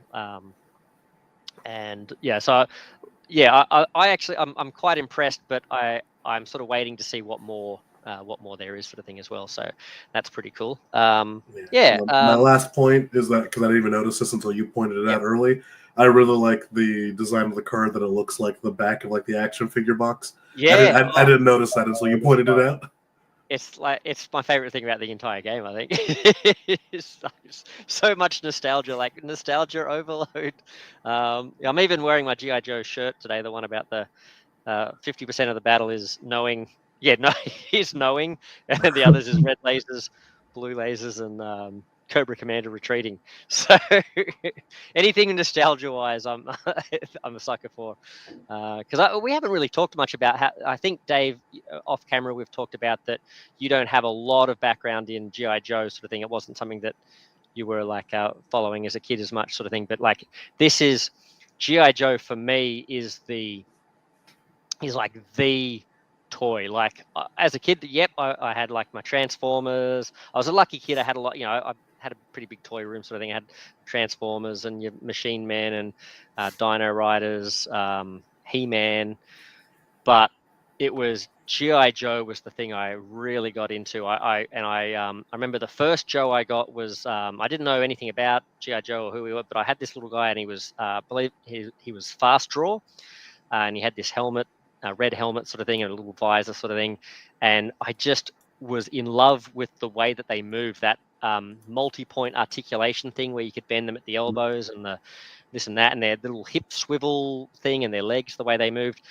And it was just, I loved playing with him, and like you could have them because they swiveled so much, you could sort of like pretend that they were getting riddled with bullets really easily. Like you go do and they go like that sort of thing. Like it was really fun to play with them. And that was when I first became self-aware. This is like, this is my Skynet thing where I really knew that I was a obsessive collector. Like I just collected every Joe, I collected them way longer than I should have been collecting. Like I got into them when I was like little kid-ish sort of thing, but then I was collecting them when it was not cool to be collecting toys and stuff. And then when I got into like we've talked about, like when I was reading comics, and I got in, for a little while I was reading the X-Men and stuff, but then through that I discovered the G.I. Joe comics as well. I was like, there's G.I. Joe comics and they're by Marvel, amazing. So then I was like collecting all the comics every weekend, going to this little hippie sort of comic store, Summer Haze, and like going through all the back issues and collecting all the old issues of G.I. Joe and stuff. So G.I. Joe is like the toy thing for me, like is my major thing that as a kid I was collecting sort of thing, and I had like all the stuff and stuff. So like if I see G.I. Joe stuff, I'm like, I'm in. So yeah, and what I like about this is it seems like it's going to sort of capture a lot of it, sort of thing. Yeah. And apologies, I'm sort of letting the chat go here. Let me just see if there's anything new. Collecting figures is now back, and people make money off it. Oh, okay. Do you know how rich I could be if I had not given all of those away to my little neighbor kid when I finally like for want of a better term, grew out of collecting thingies. I had so many. But anyway, they weren't all pristine in boxes and stuff, So like they probably wouldn't have been worth that much. But just that's what I tell myself, so I don't think about it too much. And yeah, so that was really cool. So I'm really excited about this because I got that sort of background in G.I.Joe, and that's why when getting into Marvel United and loving that, the first thing that popped in my mind about what other IPs could we do with this is G.I. Joe, even though I know it's probably not the most realistic one that would ever get actually officially made. It's the one that I was like, oh, G.I. Joe, I want G.I. Joe sort of thing. So, I mean, yeah, I think there's a decent shot at it. And this is like not the first G.I. Joe board game that I've heard of that's been like, yeah, it does seem to be pretty hot right now, right? Yeah. So it's like, who is it? I think it's Renegade that has like the deck building game, and I think they've got a role playing game too. Yeah. And then there's been several Axis and Allies that are G.I. Joe themed as well. I think I saw that at the shop the other day when I went in. But Yeah. and also I see it first. I thought, for sure that this could be a good match because G.I. Joe was Marvel, but I didn't realize that at some point in my lifespan it switched over to IDW, I think. But it doesn't mean they've got DC, the DC license now in United, so it looks like United doesn't have to be Marvel. So yeah, anyway, I mean, there's lots of other possibilities and stuff, and maybe we'll never get different IPs, but it's definitely cool to think about it. But otherwise, we've got the homebrew stuff. But coming back to this game though, so yeah, I guess at first, I remember when I first was talking to you guys about this, and I was like, hey, do you guys want to like try this out on camera sort of thing? I've downloaded it sort of thing, and I was like, oh, it looks a bit rough sort of thing, but let's have some fun with it anyway. But yeah, the more and more I've been playing it, the more I'm liking it. I think a couple of things are happening. I'm definitely over the last year or so, since getting into Marvel United, definitely veering away from like Euros and things like that, and I'm getting more back into, which is funny because years ago I was a lot more into the dungeon crawls and that sort of thing.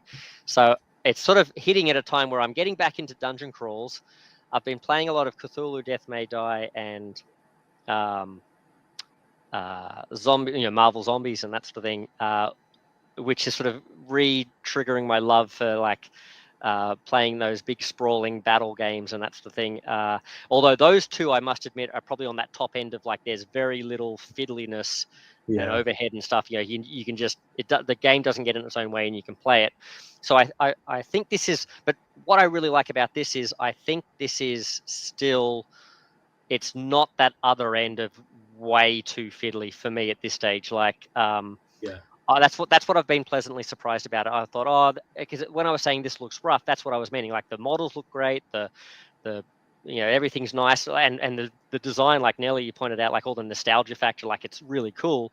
But I thought, when I saw it was going to be like Descent. Like Descent is the game that kind of got me out of dungeon crawls because it was too fiddly. You rolled a bucket load of dice and nothing happened because everything canceled each other out. You just rolled that one dice that you had to roll every attack that gave you a 1 in 6 chance of the entire thing missing and stuff. So I just really was turned off by dungeon crawls by that. And this one, so I thought, this is going to be like that, but let's just, we'll have some cool models. But it's playing it like the dice system doesn't get in its own way. More often than not, you've got some fun things happening with the dice. You get big moments and stuff like that. The line of sight and the AI system for me are probably the fiddly things. Although I do like what the AI system is able to tell thematically. It does seem to tell a pretty cool story. But it sort of makes it a game that, and I even feel this with Zombies, Marvel Zombies, and Cthulhu Death May Die. I'm realizing that those games, I don't like to play them solo. They're just too big an experience for me. I can't handle running more than one character and stuff like that. So this will probably be something like that. Although I do see that they've said that this would be true solo. So you could just run one character, or maybe two, I don't know. But that's probably on the upper limits of like, I could probably maybe handle it. But I know I would definitely be very cavalier for myself, if I'm just playing this myself with the line of sight rules, because it's one of those things. It's like learning the I was going to say learning the days of the week. Okay, that shouldn't be too hard. But, like when you're a kid, like trying to learn how to tell the time or whatever. When you're and like when you're a kid at first, like it just doesn't seem to stick, and it kind of like line of sight rules in all these games are a bit like that for me. I just can never really work out the finer points. So I would probably just play it free and easy and just sort of like make a judgment call, look at it and go, realistically, would that guy be able to see me? Like thematically, can he see around the corner and do some shots and stuff like that? So yes, the line of sight would be fiddly, but I feel like if I were just playing this myself, I would just not worry too much about it and just sort of make a call and go with it. Or I do what I did today and play with someone like Nelly and yourself, Dave, who can interpret all that stuff for me and work it out. And I just go, yep, cool, sounds good. I'll do whatever you say. So yeah, but that's I think that's pretty cool. And I really do like the dice system. They've taken how I wanted Descent to work with all these cool bonuses you can get from those little things, but not put in so much blocking that like nothing ends up happening, sort of thing. And I think a big key to it as well, having a bunch of minion type troopers that don't have like a built-in armor and stuff like that helps with that, because it's like it creates this the beginning of the game. You feel like you're smashing your way through it and stuff. Everything's good, and then you run into some tough guys that have a bit of armor, and that slows things down a bit, and that creates the arc. Builds the tension and stuff like that. So. That I guess that's my major thoughts on it. There's a lot of there's a lot of tokens. That sort of adds to the it's one of those games with lots of tokens and stuff. But I find with a lot of these games, I kind of just I don't necessarily grab all the tokens. I just go, oh, this can count as a stun token, or this can count as this or that. I'm interested to see how much replayability there is in the different missions. Like how many are they going to have a scenario book full of missions? Are they going to have like a random scenario generator as well? Are they going to I feel like there's going to be a lot of variety in the troopers and the Joes and stuff like that. But I wonder how much replayability, because I sort of sometimes wonder about that with Marvel Zombies and Zombicide. I'm like, oh man, there's only like 10 missions in this book. Like, am I going to get that much replayability out of it? But then I say that, but I haven't ever played through all the missions anyway, so I probably don't need as much as I think I need. That's like the whole FOMO crowdfunding thing, right? You think you need 1,000 different things, but do you really need it? But yeah, interested to see how it grows. So that's pretty cool. I thought as well, and Nelly, if you wouldn't mind doing this, maybe what we should do as well is for folks, I think I mentioned this at the beginning of the video, but for posterity, if we go through if we like highlight the rule book or whatever, and just put that up so people can sort of see and just go through that at their leisure and that sort of thing as well. And don't forget, folks, you can download this from the Gamefound page as well, but this is the little Quickstart manual sort of thing. So. So if we've got the document, so we don't need to talk through these or anything, Nelly, but we can just sort of we just go through them. So that's your another thing I would think OC Games should do as well is have a PDF of this, because I was trying to go to the Gamefound page to flip through this, and it wasn't there, so you have to open it in TTS, which is not the most convenient way to read something.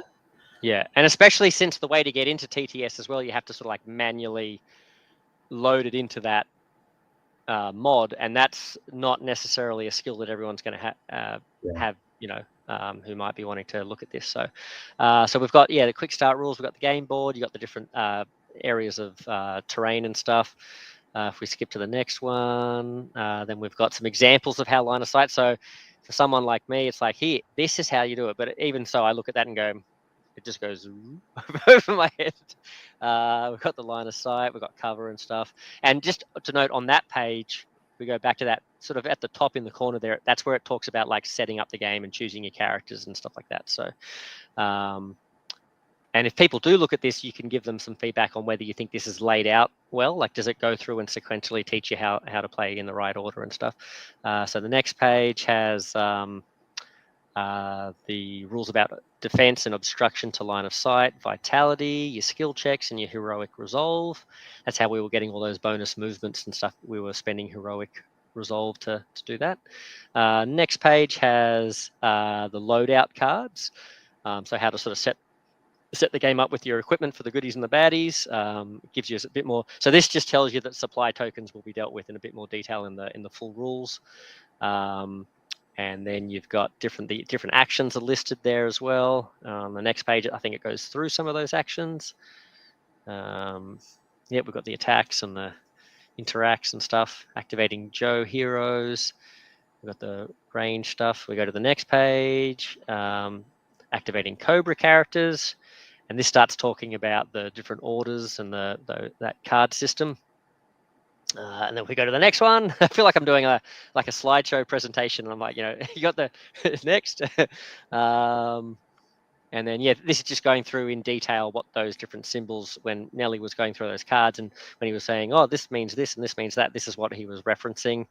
So that's pretty cool. And I think a lot of those you would probably internalize hopefully pretty quickly, sort of thing. So you don't have to keep referencing it. But I can definitely see this being a bit of a rules reference game first few times playing it, to your point, Dave, about it being a bit fiddly and stuff. Next one. And that's just some examples, again, of how they're going to work.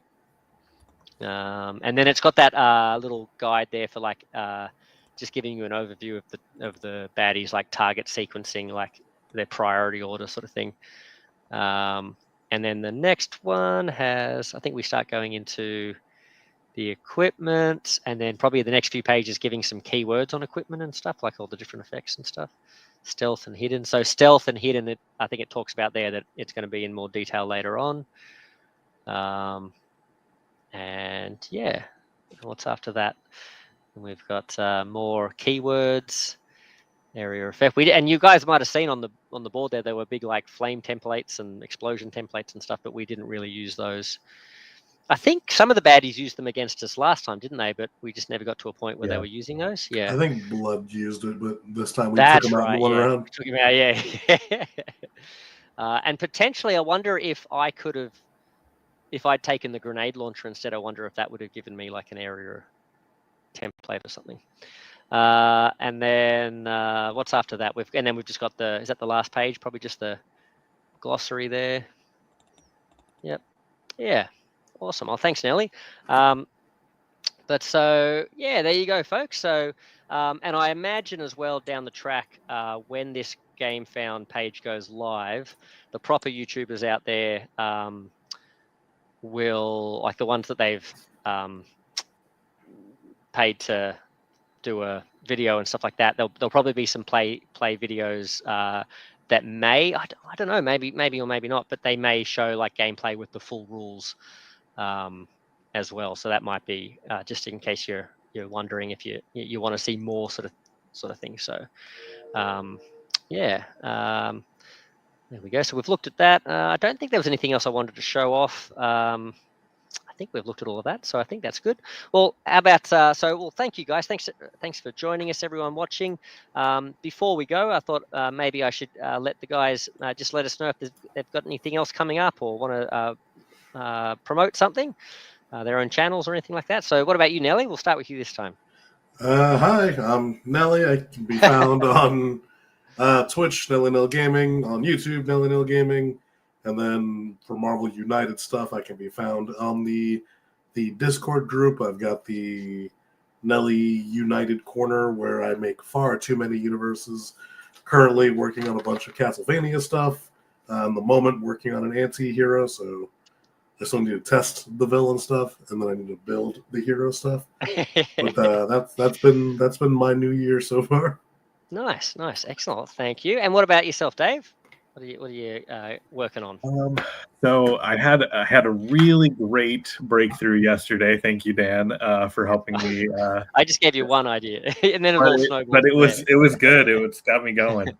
So I've got the Fall of Apocalypse campaign I've kind of had on like a hiatus because my friends wanted a reward system in it, so I was like, okay, well, what am I going to put into this? So so I finally came up with some equipment, and like I'm done now. Yeah, like nice. today, you gave me that one, and then it was like boom. So yeah, so that's great. And then I got working on generic equipment. So it's the same as the normal equipment, but it's just X-Men themed. That I wanted to put out. And we should point out this is your Fall of Apocalypse campaign is a fan-made campaign for Marvel United. Oh yes. I guess specifically Marvel United X-Men the adjacent, but like because it's United, you could put anything in it, sort of thing. But yeah, awesome.